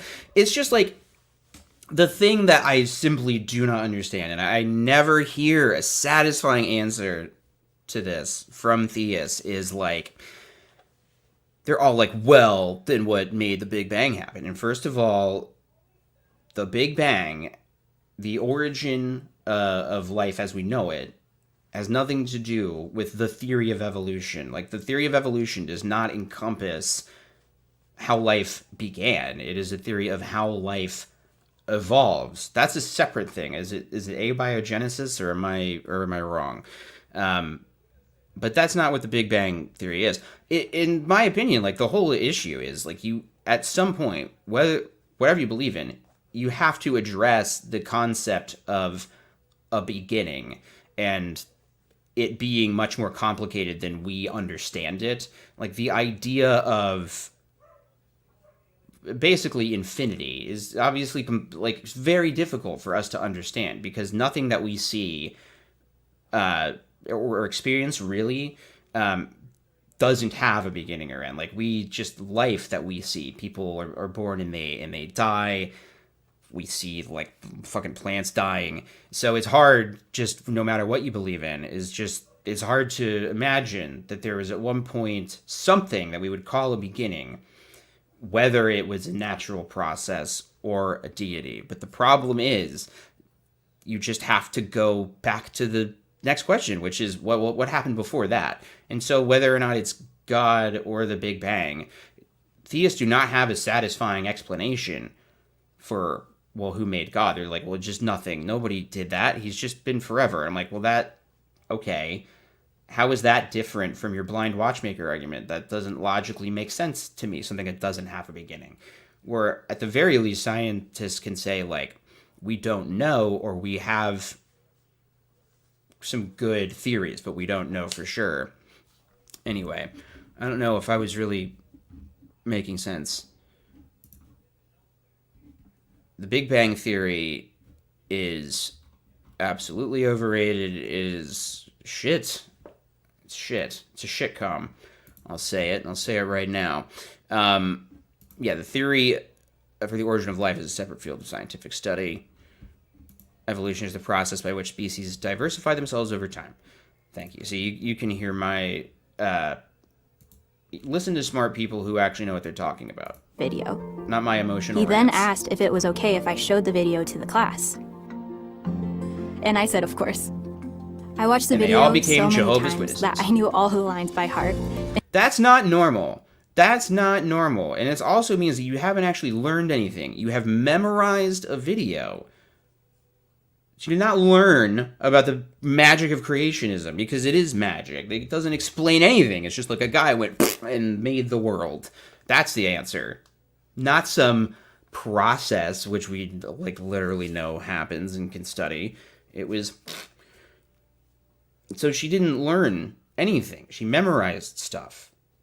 I think that is my issue, and why I feel like I don't have a lot of scientific knowledge, is because I didn't really learn science. I memorized stuff I needed to memorize to pass tests in class, and I memorized, like, creationists, just, like, bog standard arguments that you hear on like every Christian YouTube channel. Whatever. Like, I think this is part of the problem here, is she didn't really go to the best arguments for evolution. She went to what Watchtower says evolution is, and trusted that that was correct. That was a better explanation of evolution than whatever her textbook said. And then she memorized what the propaganda video said, so that she wouldn't really have to think anymore. She could just repeat what the video said. Did you ever give the evolution versus creation public talk? I cringe to think back at the BS I said on the platform.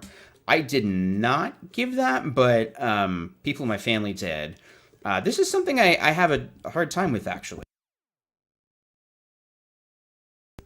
I've talked about this before, I think, but like my grandfather is somebody who I had such reverence for as like a wise spiritual man, and he was very interested in animals. Like he was a bird watcher, had his binoculars and bird books and stuff. Loved animals, loved watching nature documentaries. But when they started talking about evolution, he would mute the TV because he found it so disrespectful to God. And I found that to be, I don't know, like spiritual or something. I found it to be admirable in some way. And now I'm like, that's pathetic. That's sad. That's really ignorant and not admirable at all. Just blindly believing a thing and muting the alternative explanations is not a sign of intelligence or wisdom. It's a sign of small-mindedness. Does not demonstrate thinking ability, to quote Paul Sillies. Oh yes, A Brief History of Everything. I devoured that audiobook. My ears devoured it. That was one of the first things I listened to when I woke up, actually. I think that's another issue, is I listen to a lot of audiobooks on stuff, and so I don't retain it as much as I probably would. I knew exactly which scene came when and where, so that if someone in the class had any questions, I would know the answer. The last 5 minutes, I got to appear in front of the class. I love him very much. Explained a little about Jehovah's Witnesses and that we believe in a creator, and said I had a video that convinced me of that. And when I was about to press start, the bell rang for a break. But everyone stayed in the classroom to watch the video. Because they felt bad for you. How does having faith in a loving creator come on the help you? channel when you wake up? It makes everything more meaningful. My constant fear is that somebody wakes up, they're processing and deconstructing, and they're like, oh, I'll watch this video, and then they come up, and I'm like making fun of them. It truly was an everybody clap type story. All of the examples that they give, it was like this with the wallet thing too. It's like, it's not just that it happened, but there is like a direct, it resulted in a witness, in people realizing the truth and getting a glimpse of Jehovah. Oh boy. I love my grandpa, but he's wrong about God on a t-shirt. I mean, that's really it. My grandpa is wrong about a lot of things. He also said, and we did make fun of him for this, because he saw that I was reading science fiction books, and he picked it up and went, science fiction, what a joke. It was so absurd that we just laughed. Like, it was cartoonish. But if you wonder where I get my, like, contrarian vibes from, it is definitely my grandfather. You're not thinking, I do love him a lot. Here I am, I'll just live the way I do till I die, and that's it. You believe that there is a purpose to life, and it also opens the possibility of a hope for the future. Yeah, you can have that. I have hope and possibilities for the future. I've got purpose in life. Don't think that God's real. I got all that stuff. It happens to be unrelated to whether or not it's possible for a species to evolve over time. That has very little to do with human happiness, as it turns out. Around us, there are so many people who have different views and theories, and that can have a big impact on us. So, if you don't have a strong faith, then someone can pick away at your faith and try to break it down. The actress who played Rebecca earlier in this stream. I am very grateful that my parents taught me about creation. So I always knew that there is a loving Father out there who has created all the beautiful things. I think of that all the time. You can just It's go out so into funny nature. to me. The sun is shining. Look at all the beautiful colors in autumn. It's so nice. And all.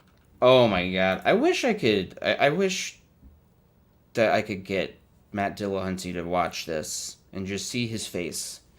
He loves, or well, no, he hates the look at the trees argument. He would literally explode out the roof like a cartoon when they eat something spicy and turn into a rocket ship. This is the look at the trees argument. The argument is literally, look at that! How could it must have been a guy made it. It must have been made like a statue or a painting. 'Cause look at it.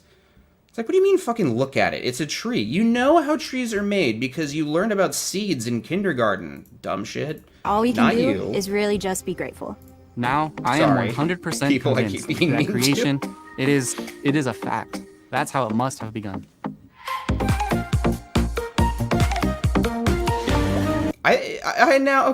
I feel like it says something that they were only able to get 2 people in the whole worldwide association of Jehovah's Witnesses, 2 young people to sit for this.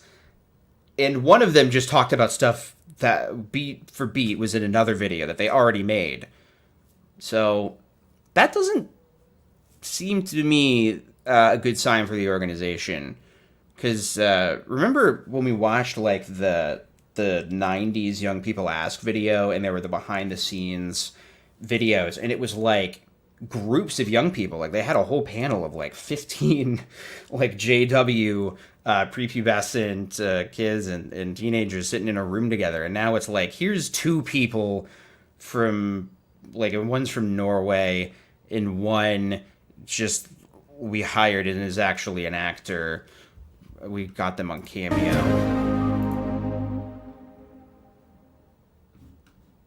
These young people had doubts, but they faced them head on.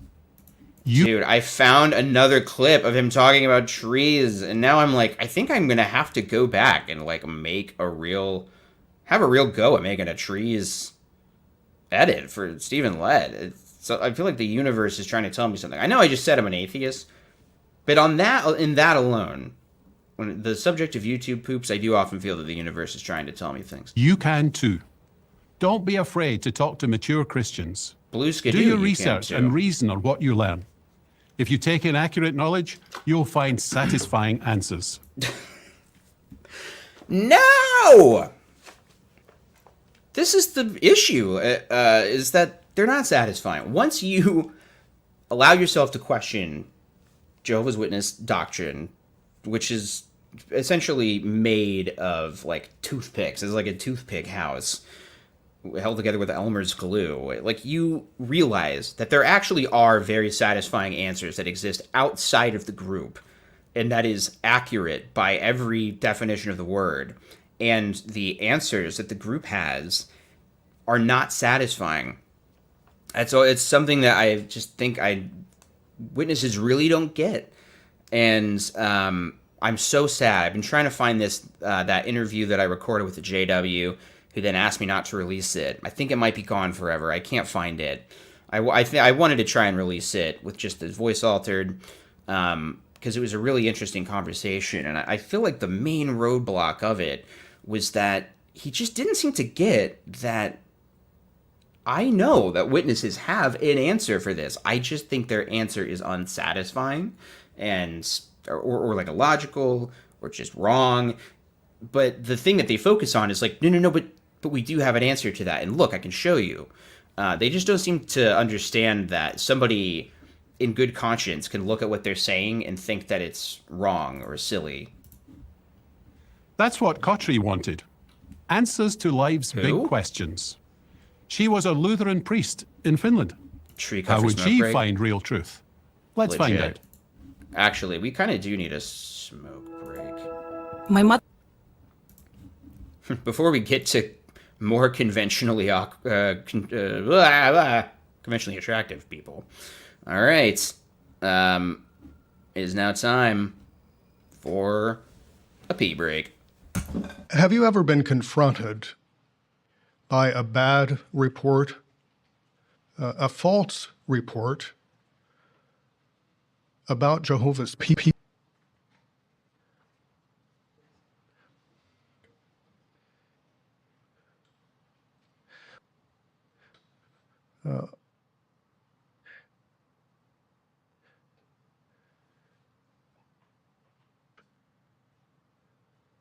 Angry?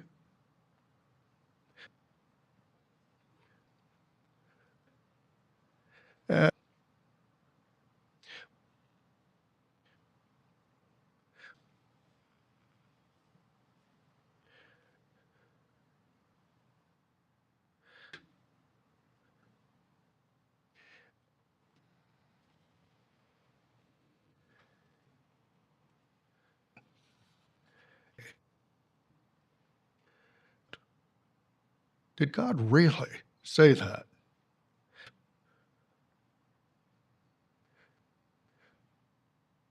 Now that was a lie.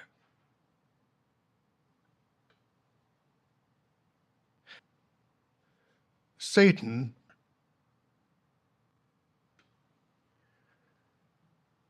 here's one.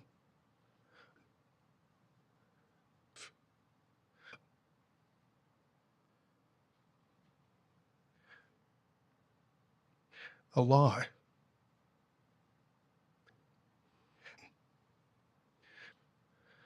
Nothing. No.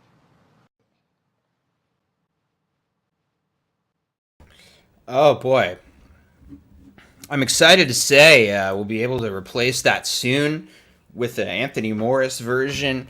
I think I mentioned up top before my brain had started working that I made like a Tony Morris YouTube poop, and I'm going to start uploading my silly edits to another channel.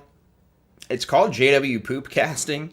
If you look at JW Poopcasting on YouTube, you can find it.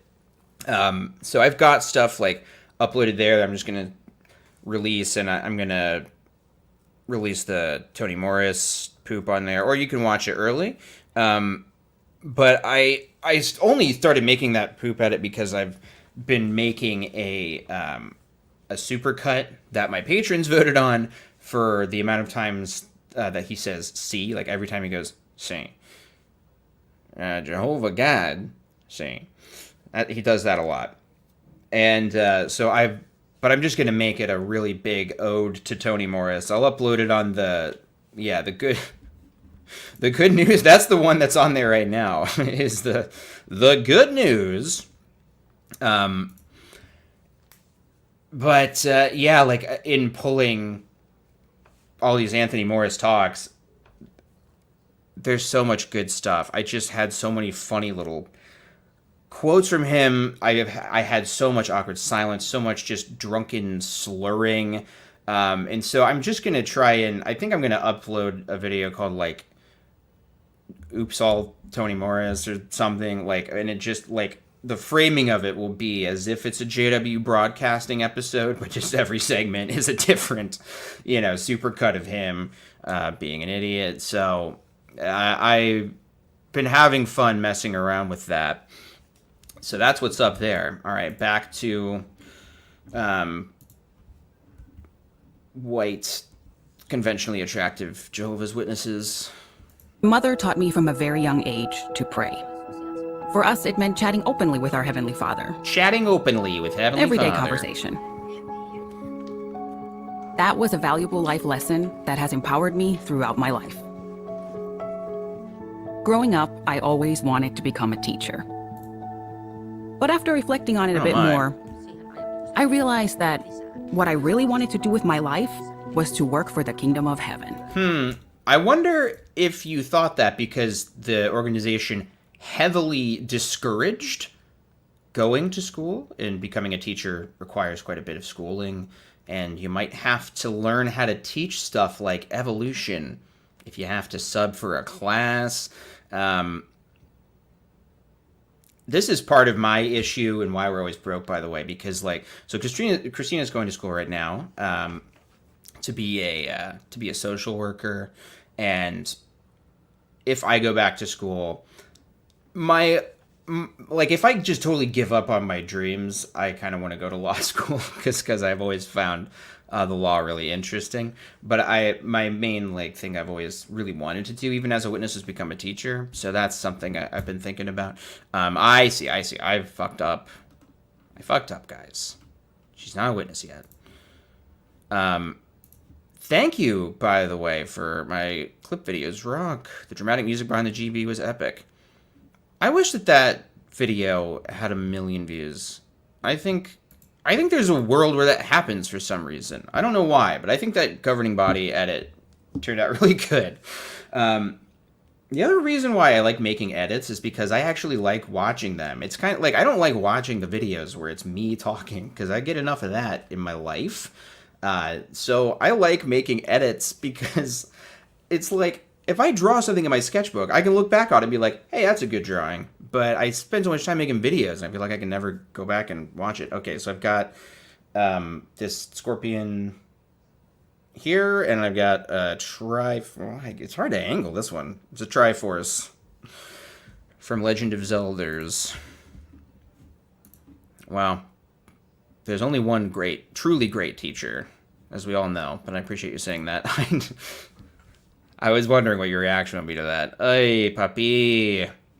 That's a sad thing. Here's what I really want to do, is become independently wealthy, magically. Don't ask me how that's going to happen.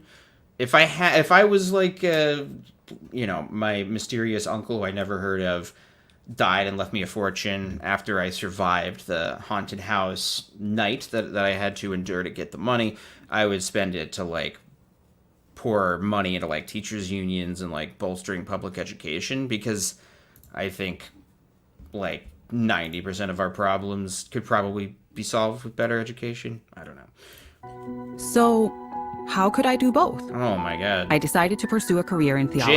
Jade is yesterday's My goal news. was to become an instructor We now in have the church. Bible lady. When I started working for the teacher church, lady. I quickly discovered that the teachings of the church contradict what the Bible says. One question left unanswered by the church was why suffering exists. No, every teacher that I've talked to A pastor could has told me stammer not to and do say, it. Well, it so I think it's the can't same. be explained because it's a mystery. But I didn't think the existence of suffering could be a mystery at all. I Well, it's realized not. that It happens I because there is no God. had to find a way Sorry, just keeping this stream on to brand. satisfy my conscience and still uphold the position of the church. So not the while I was tattoo, teaching, babe. I would Not the explain, tattoo. this is what the church teaches. I But only know the this Weird Al is versions what the of Bible Pop-Up says. songs. Joskus ne eroaa toisistaan, mutta minä näytän teille molemmat. Ja voitte sitten itse päättää, että mitä uskotte. Just being normal. And then, the most tragic moment of my life happened. A I was handsome man 22 walked years into your old classroom? and in the middle of planning for my wedding.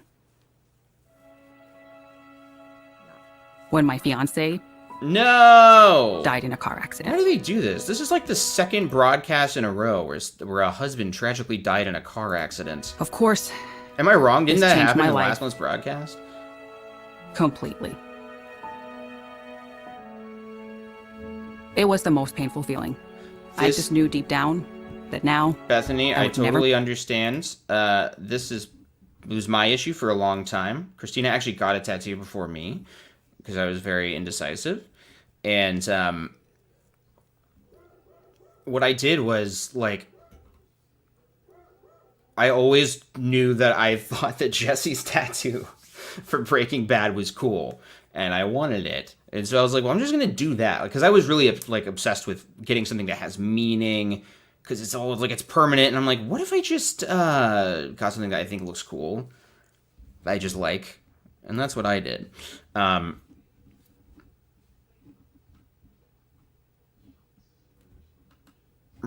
Oh yeah, so that's what Christina's doing. She's doing social work. I've been interested in teaching, but you know, isn't that what I do now? Basically, isn't this literally exactly the same thing? No, I'm just kidding. I hope her husband had a good life insurance policy. Oh no. never marry or have a family of my own. Well, that's... So I had to find a way to survive. Day after day, year after year. And look for another way to leave something meaningful behind. So I buried myself in my work. The position at the church that I had been working toward was discontinued and changed to the role of a priest. Altogether, I did congregational work for... This is fascinating. This is fascinating because she's going into an organization where she's not allowed to be a priest. And she's not allowed to even be a teacher. Here's what I would ask her. How did she feel about all those... that one verse that, as it turns out, most Bible scholars maintain was not written by Paul, ironically enough, where he says that women aren't allowed to teach in the congregation. I wonder what this teacher thinks of that. 33 years. And then, when my health couldn't take it anymore, I did other tasks for the church. I was giving everything I had to give. But whenever I looked to the church This is to what give I'm something to saying. me, This is what I'm saying. I was always left empty. I prayed for many years. Lord, help me find my real Lord. spiritual home. This Not was my foolishly. prayer for about 10 years. And then Why did it take God 10 years to help this poor, nice woman in a wheelchair whose husband died, or fiance? What was God doing that was so fucking important that this woman couldn't be happier earlier? And one day, I came across Jehovah's Witnesses. Oh, what a miracle. Immediately, I said to my Heavenly Father, this is what I have been searching This for. woman really had like a John Locke from Lost in life. Ihanaa, kun te tulitte. Tää teidän käynti on ihan vastaus mun rukouksiin. Tulkaa peremmälle. Tervetuloa pappilaan. So casual. You are the answer to my prayer. What do you have Come for in. me? That was the first thing I asked them. Weird. The first meeting I attended made a big impression on me. Even though I remember the in attendance was particular shit. the verse in the Gospel of John, "By this all will know that you are my disciples if you have love in your midst." And I thought, I've been searching for this all my life. And this is it. Depressing. Deeply depressing. I don't know if I can watch this anymore. Just the way they exploit people. They prey on the sad and mourning and grieving and disabled and...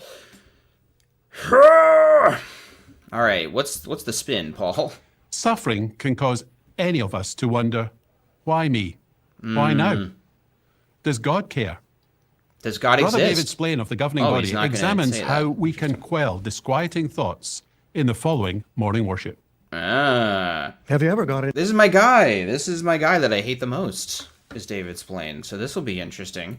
Real quick, I'm going to let this play for a second. I'm going to go off Into trouble, camera. trying to do the right thing? If you have, think about Jacob. Now, Jacob did the right thing. Rather than marry out of the truth like his brother Esau, he traveled to the home of a believing relative, Laban, and asked for the hand of his daughter, Rachel. Now, that didn't work out so well. Jacob was tricked by Laban into marrying both Rachel I heard my and her name. I had older to come sister, back. Leah. What's this guy talking shit about me? Now, unfortunately for you, the viewers, I have to rewind this because I wasn't actually paying attention. I had to ask Christina what our plans were after this Morning stream, worship. because I forgot. Have you ever got into trouble trying to do the right thing? If you have, think about Jacob. Now, Jacob did His the right eyes, it looks like he's got cataracts. I think people forget that, like, David Splain, he's getting up there. He's got to be in his late 70s. Man, I don't know. How old is he? He's been on the governing body, like, for quite a long time. But yeah, his eyes kind of look right thing. Cataract over to me. Rather than No. marry out of the truth like his brother Esau, he traveled to the home of a believing relative, Laban, and asked for the hand of his daughter, Rachel. Now, that didn't work out so well. Was it? No, it was Rebecca that we saw earlier. Why are there so many stories like this in the book? Jacob It's almost like it was tricked written Laban by into marrying men. both Rachel Exclusively. and her older sister, Leah. And the women didn't get along very well. In This fact, story never made any sense to me. This never made any sense to me. How could he have been tricked? What was the arrangement? Like, wasn't he suspicious when Laban or whatever was like, okay, it's the wedding day. You can't see her face until after you say I do, and we sacrifice the goat or whatever they did. Yeah, marry out of the truth. Hey, baby. Laban was a crook. He was a dirty crook. He was a liar. And a sleazebag. I still think Jacob bears some responsibility for being so gullible, because what the fuck? Oldest trick in the book, in fact, Jacob. they acted more like rivals than like family. Now, Jehovah saw what Laban was up to, but he didn't intervene. Yeah, because he's And fucking Jacob lazy. didn't blame Jehovah, as if to say, well, why is this happening to me? I followed instructions, I did the right thing, and look where I am today. No, that wasn't Jacob. No, not Later him, on, and not Jehovah, you. Obviously, none of us would be fixed like the that. matter by giving the law to Israel. You must not take a woman in addition to her sister as a Oh. rival wife. Interesting. Well, Why that law didn't said- God, who seemed to have, who's supposed to have like foresight and the ability to see the future, Why didn't he just make that rule earlier? Save everyone a lot of trouble. To have Leah and Rachel written all over. Considering Jacob was his Jehovah friend. But in the meantime, he did sustain Jacob. He did help Jacob through his trial.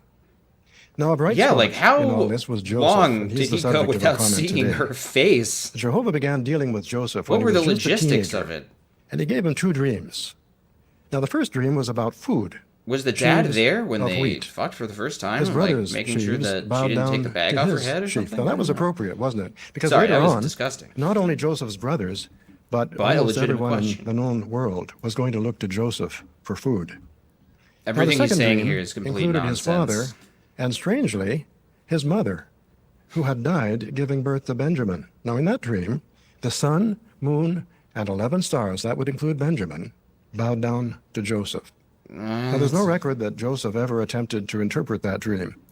Why do they do this? There's no record of this. They love doing that. They love, there's no record of this. So we can reasonably assume whatever they want the unwritten part of the record to be.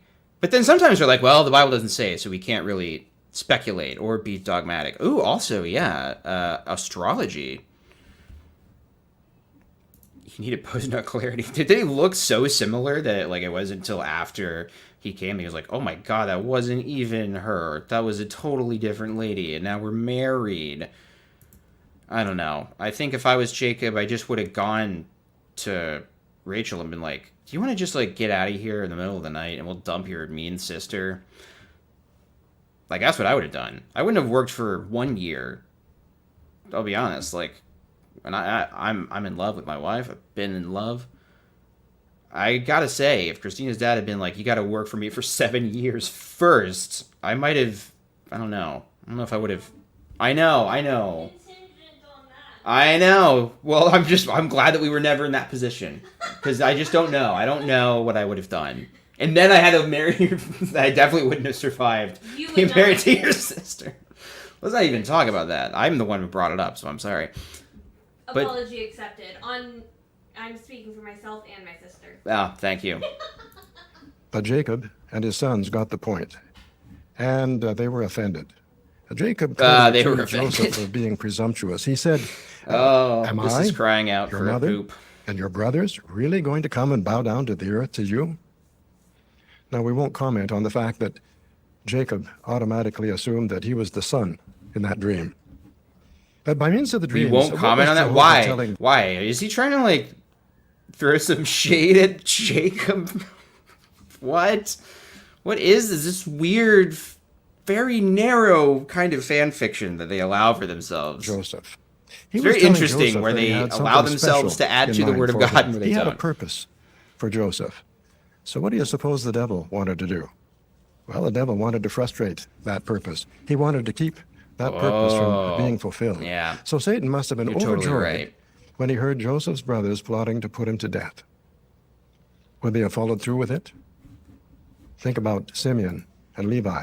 Oh, They yeah. didn't I hesitate think about them to all the mow time. down all the men of Shechem when one man raped their sister. Just one So the oldest time. of the brothers, 24-year-old Reuben, talks the others into sparing Joseph's life. Now, did Jehovah move him to do that? It could be. But Could certainly in line be. with his purpose. Could be. So instead of killing So Joseph, let's just imply his that brothers it's sold true. him to a band of Ishmaelites. Now, I want you to tuck that in the back of your mind. Ishmaelites, Don't because tell we're me going to to tuck come back to things. that a little Ew, later. what? I So don't the like you saying Ishmaelites that. bring Joseph down to Egypt, and he becomes a slave to Potiphar, the chief of Pharaoh's bodyguard.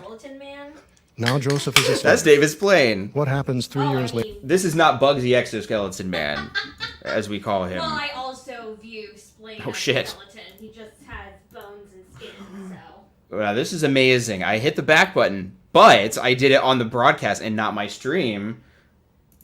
We're moving up. Is it Bugsy Exoskeleton? No, it's David's plane. Oh. I hit the back button on accident, Oh, so now I I have to find see. my place again. Okay, so use trick. Good God, he really blathers on about fucking Jacob. Oh my God, I'm so sorry. You're seeing what's happening. I'm a compulsive clicker. I have Welcome to be doing stuff all the time because of my ADHD. That's why I'm always hitting the back button and then somehow right-clicking and making it go back again. To his sheaf. Now that was appropriate, wasn't it? Because later on, not only Joseph's brothers, but almost everyone in the known world was going to look to Joseph for food. What? Now the second dream included his father. Okay, let's get past this. Well, the devil wanted to frustrate that purpose. Okay, let's hear what the devil is doing. He was telling Joseph that he had something special in mind for him. He had a purpose for Joseph. So what do you suppose the devil wanted to do? Well, the devil wanted to frustrate that purpose. He wanted to keep that purpose from being fulfilled. So Satan must have been overjoyed when he heard Joseph's brothers plotting to put him to death. Must have been. The Bible doesn't say this at all. But Watchtower just believes that Satan's always everywhere watching Jehovah's servants and seeing what they're going to do. So they just completely invent the scenario that's not in the Bible. And now that's just true. This is your thinking ability. This is you honing your thinking ability, is believing this bullshit. This guy with his haircut that's so uneven. Who could have possibly allowed this to happen? What is this? I want a detailed explanation on my desk by the end of the day. Would they have followed through with it? Think about Simeon and Levi. Oh, I guess they didn't hesitate to mow down all the men of Shechem when one man raped their sister. Now, the oldest of the brothers, 24-year-old Reuben, talks the others into sparing Joseph's life. Now, did Jehovah move him to do that? It could be, but certainly in line with his purpose. Now we're back. So instead of killing Joseph, his brothers sell him to a band of Ishmaelites. Now, I want you to tuck that in the back of your mind. Ishmaelites, because we're going to come back to that a little later. Ishmaelites in the so back the of our Ishmaelites brains. bring Joseph down to Egypt, and he becomes a slave to Potiphar, the chief of Pharaoh's bodyguard. What? No. He didn't just say potty. He didn't just give me a free governing body member saying the word potty that I can use for whatever nefarious purpose I deem worthy of Potiphar. No one's ever pronounced it like it's Potiphar. Potiphar, not Potiphar. A little later. So the Ishmaelites bring Joseph down to Egypt, and he becomes a slave to Potiphar. Potiphar. Pharaoh's bodyguard. Now Joseph is a slave. What is he doing? What is he doing? His grandfather, Isaac, Good old dies. Potiphar. And Joseph, the slave, can't be there to say goodbye. He doesn't kind know. of reminds us of many of us. Look what he just did with his eyes, and we're going to slow it down so that everyone can appreciate what just happened here. Actually, we should hear him say Potiphar in slow motion, too. What arrows to that? Or wait, did I go? Joseph, I went back too far. Slave, Potiphar. His grandfather, Isaac, died. Well, that was fun, him looking off camera. And Joseph, the slave. Sorry, I'll mute it until we get to the right part. Where's Potiphar? It reminds us of many of us during this. No, look what he does with this little wince. This little wince he does. That was. Jehovah was with Joseph. Wow, he was a great success in Potiphar's household. Potiphar's. Man. Potiphar himself and his unnamed wife. Until Potiphar's wife accused him of rape. Wife in the Bible. Potiphar threw Joseph into prison. Absolutely. But we can say that Jehovah was with Joseph he does have a because potty he went mouth, to prison. 100%. Why can we say that? Prison was probably the mildest form of punishment that Joseph could have suffered. He was a Hebrew slave, and under Egyptian law, did you say Hebrew? Potiphar could have killed him on the spot. He's committing. He's committing to Potiphar. He could have had Joseph arrested, and the court could have ordered 1,000 lashes. Joseph would probably and see that you can just put in the SpongeBob clip. SpongeBob's like, he'll probably give us 40 lashes. Oh no! And then just cuts to Patrick with big eyelashes. Oh boy, this is a gift. This is a spiritual gift. He'll die spiritual under grift. the lash. Well, that gives us perspective when we read in the Mosaic Law that an Israelite could receive up to 40 strokes of the rod. Strokes of the rod. Potty. This was love on Jehovah's part. This is a spiritual banquet the Israelites of poop. From being cruel like the Egyptians. Now let's use our imagination a little bit. Later on, Joseph interprets the That dream for statement's very Pharaoh, funny. and Pharaoh makes him his chief advisor. Now imagine, Joseph kneels and receives the signet ring from... He's so proud of himself, like holding court and being like, you got to think about this. Oh my God. Like, he really views himself as a scholar. I would love to see him just even like talk to someone like Ken Ham. Don't you think he would kind of get his ass handed to him? And I think Ken Ham is one of the most ridiculous people in the world. I think he's a shameful moron, but I think that he would trounce David Blaine in biblical knowledge. Very sad. Pharaoh. Very sad to say. He rises and takes a step back. Out of the corner of his eye, he sees someone standing near the throne. Someone who's trying to make himself very small. Another Potiphar, one. the chief of the bodyguard. I don't know about you, but that possibility makes me smile when I think about it. Oh Can- my can you God. imagine what happened when Potiphar wants went home to this lunch edit that to day happen. He wants it and to told happen. his wife, who was now his new boss? Anytime they use words like wife, it's very funny. New boss? That's good. I wonder how much sleep she lost over that. Potiphar's wife did a terrible thing, but so did Joseph's brothers. In fact, if the law had been in force, Joseph's brothers would have been They put to don't death use the for word kidnapping. rape to Later, describe what happened to Jehovah Joseph, made by the way. kidnapping a capital offense. Because He may the have had patriarchy's bad for Joseph's everyone. brothers in mind when he did that. Now, some think that Simeon masterminded the kidnapping plot. And that might explain why Doesn't Joseph matter chose who. him to stay behind when he sent the rest of his brothers home. What the hell does Now, like let's what get does this back have to do Jehovah's with purpose. anything? Jehovah has a purpose for Joseph. And Joseph brings the family down to I'm Egypt. telling you, Now, that's part of the every prophecy, little but there's more. one-liner sounds God like the told cap Abraham of a joke. that his descendants would be afflicted by foreigners for 400 years. Well, Israel left Egypt in 1513. Can I say, it would make me so happy to think that there would be a PMO person working in editing who has seen my edits. That would make me delighted. BCE. So when did the 400 years start? 1913. What? What happened that year?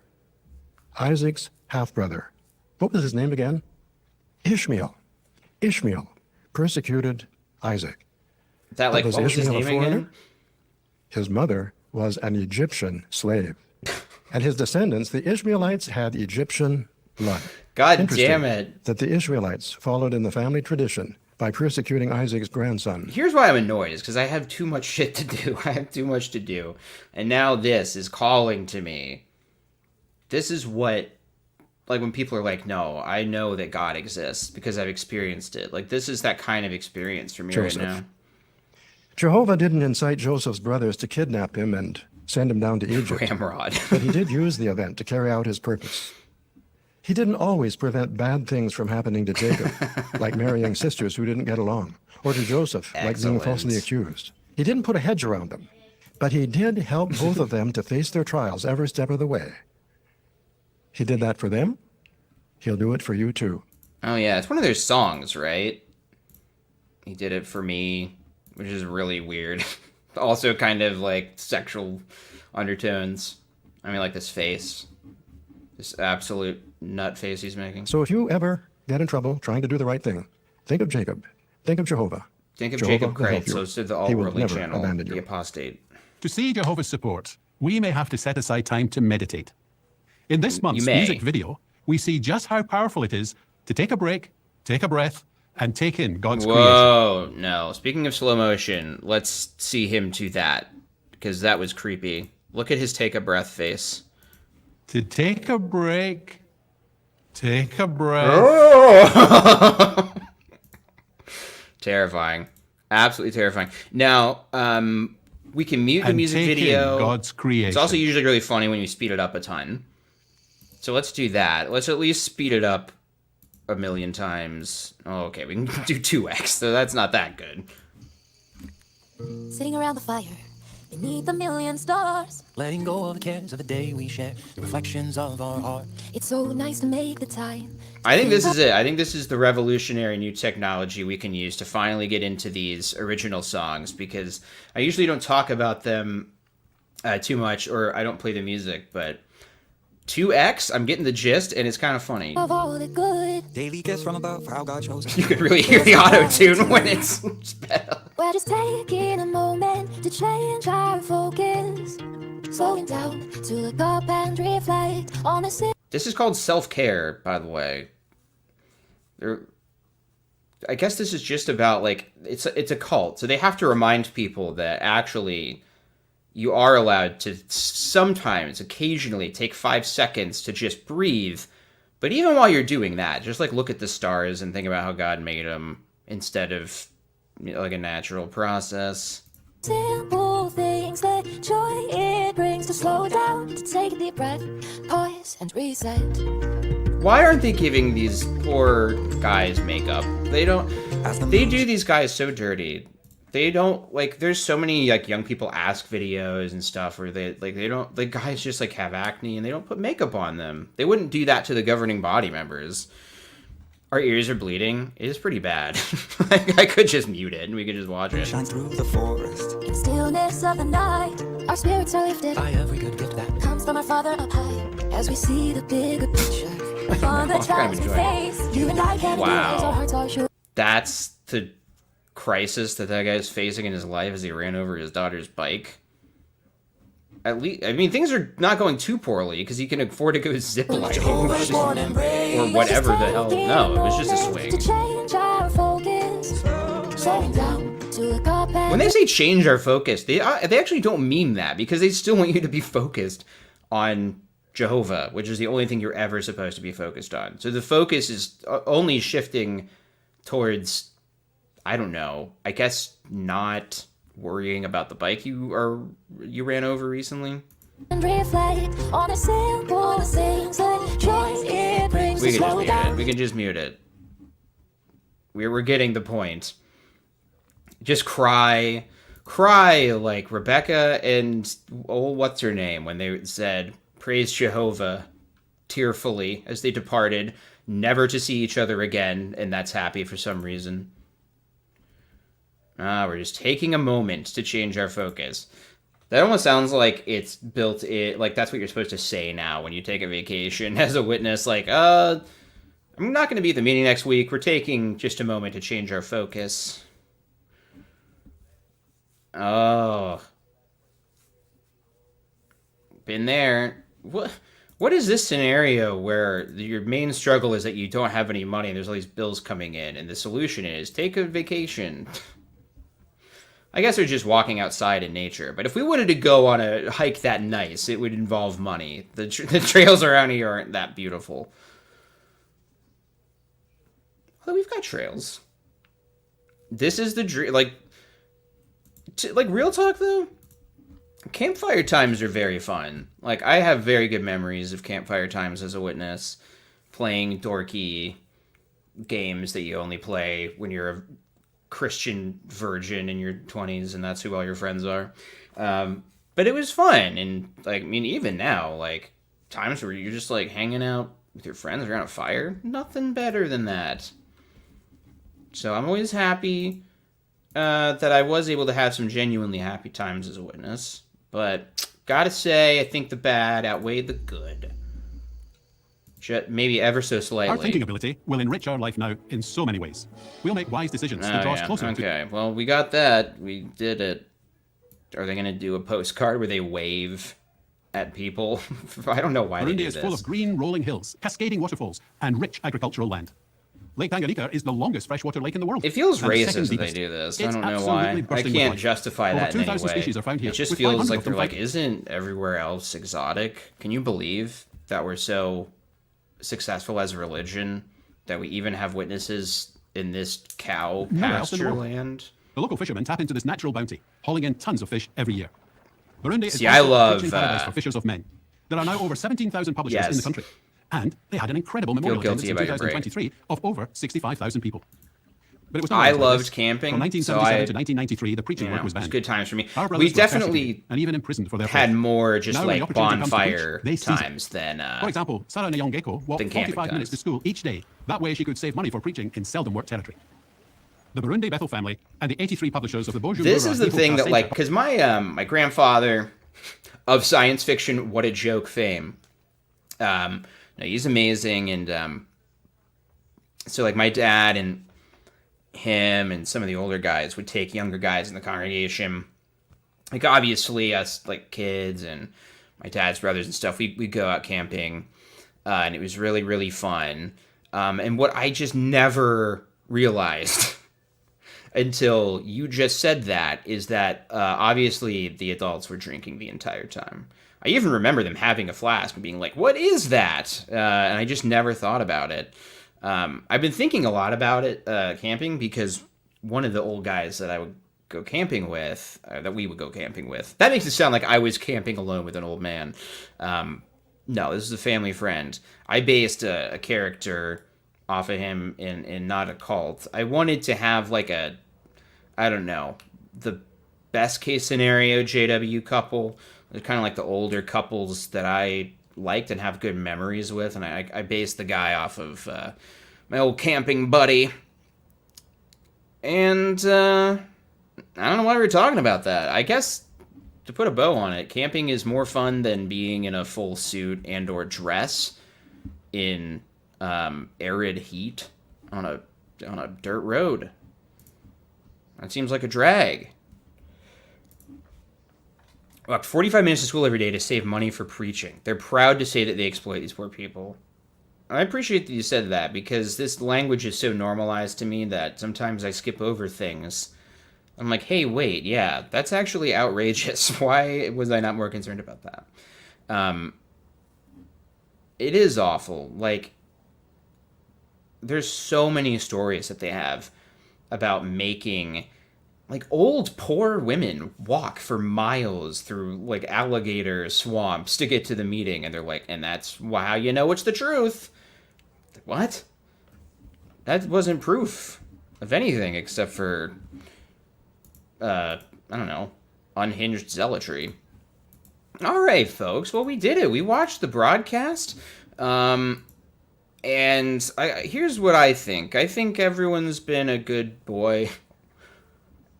And that was a gender neutral term, good boy, that I just used. Everyone's been chill and good. I think I'm gonna play you the beginning of this Anthony Morris poop. So now you have almost all the pieces of it, just not in order in a convenient way. All right. Where's the full thing? I guess it would be the intro to it. I think is pretty solid. Features Sam Hurd, who I've actually not made a poop out of, and I don't think I've done it with David Splain either. And now I've got this gift of the Magi. Sorry, I don't know why I said that. All right. Tony's scene preview. Oh, okay. You know what we'll do? The poop's up for patrons. Here's what I'll do is I'll show you the supercut that I've been working on of Tony saying C. This is only like 2 talks. So frankly, it needs a lot more work because there's gotta be way more examples, but here's a little preview. Oh man, see. But as for me, see the anchor, see. Oh, see. Just loved each other, see. Job and his wife, see. Because you're wrapped in smoke, see. The Almighty Jehovah God, say, one act, and I'll give you all of this, see, folks, but it's not gone yet, reunions like this one, wonderful future. Yep, okay, so that's a work in progress. Gonna do a lot of shit with Tony Morris. I've been wanting to do like a big send-off video to him. Obviously, now it's been like a year since he was removed, so it's a little late, but it's never too late for now, as 30 Rock taught us. Thank you, QC Man. I agree. I need to really make him look bad. Actually, I'm just kind of enjoying showing off the edits that I made. I spent hours yesterday. Has anybody watched The Bear? Anybody watched the latest season? I've been procrastinating doing this, but The Bear is a great show. It's about people running a restaurant. and it's about kind of like really that it's like Whiplash in the sense that it's kind of that line between like obsession and abuse to reach excellence. You know what I mean? Like the kind of like, wow, this is really shitty behavior, but it is making him better. There's a lot of that, but he does this thing of like non-negotiables. These are going to be non-negotiable for the restaurant. And I've been wanting to make some non-negotiables for myself to keep myself on track. And one of them is to limit the amount of time I spend editing. Because I do spend too much time on it. And often it's only for 2 minutes of making Tony Morris sound silly or rap. But I can justify it by showing you this. All right, so here's the this intro. Sam Hurd introducing Anthony Morris. I haven't said anything yet. That's not Jesus. That's me. Oh, yes, it is. Oh. Listen carefully. Brother Morse is my only white friend. He's white and I'm black. Whether we like it or not. His body smells like Old Spice cologne. The precious blood of another human leaves a sweet taste in our mouths. The theme selected for Brother Morse comments this month is an unending chain of unmanageable pain. Sorry, that's clearly in the wrong. The theme selected for Brother Morse this month is sex. This morning I've chosen to freestyle rap. Okay, so you get it. Yeah, so I don't know. For some reason last night, that's what I did. I got super stoned and edited a bunch of shit. Did I make progress on things that are actually important? No, not really. But I thought it was funny. Thanks for watching, everybody. It's always a blast to stream. And next week, I was actually thinking it might be fun to go through an Anthony Morris talk that was deleted from the website, and that I don't know. I've just got a bunch of these talks now. I went on Avoid JW and downloaded all of the removed ones, and there's a lot. Like, there's still a few Tony Morris videos on jw.org, like more than you would think, considering he was removed. But there are so many that aren't on the website anymore, and I think it might be interesting to go through that. Maybe if I get my act together, I can have the edit ready by then, so it kind of coincides with it. I might try and release a little something this week, but I don't know. A lot of time and effort went into the last like 3 things I made, and so I kind of need a break to work on the book more and stuff. So thanks for watching, everybody.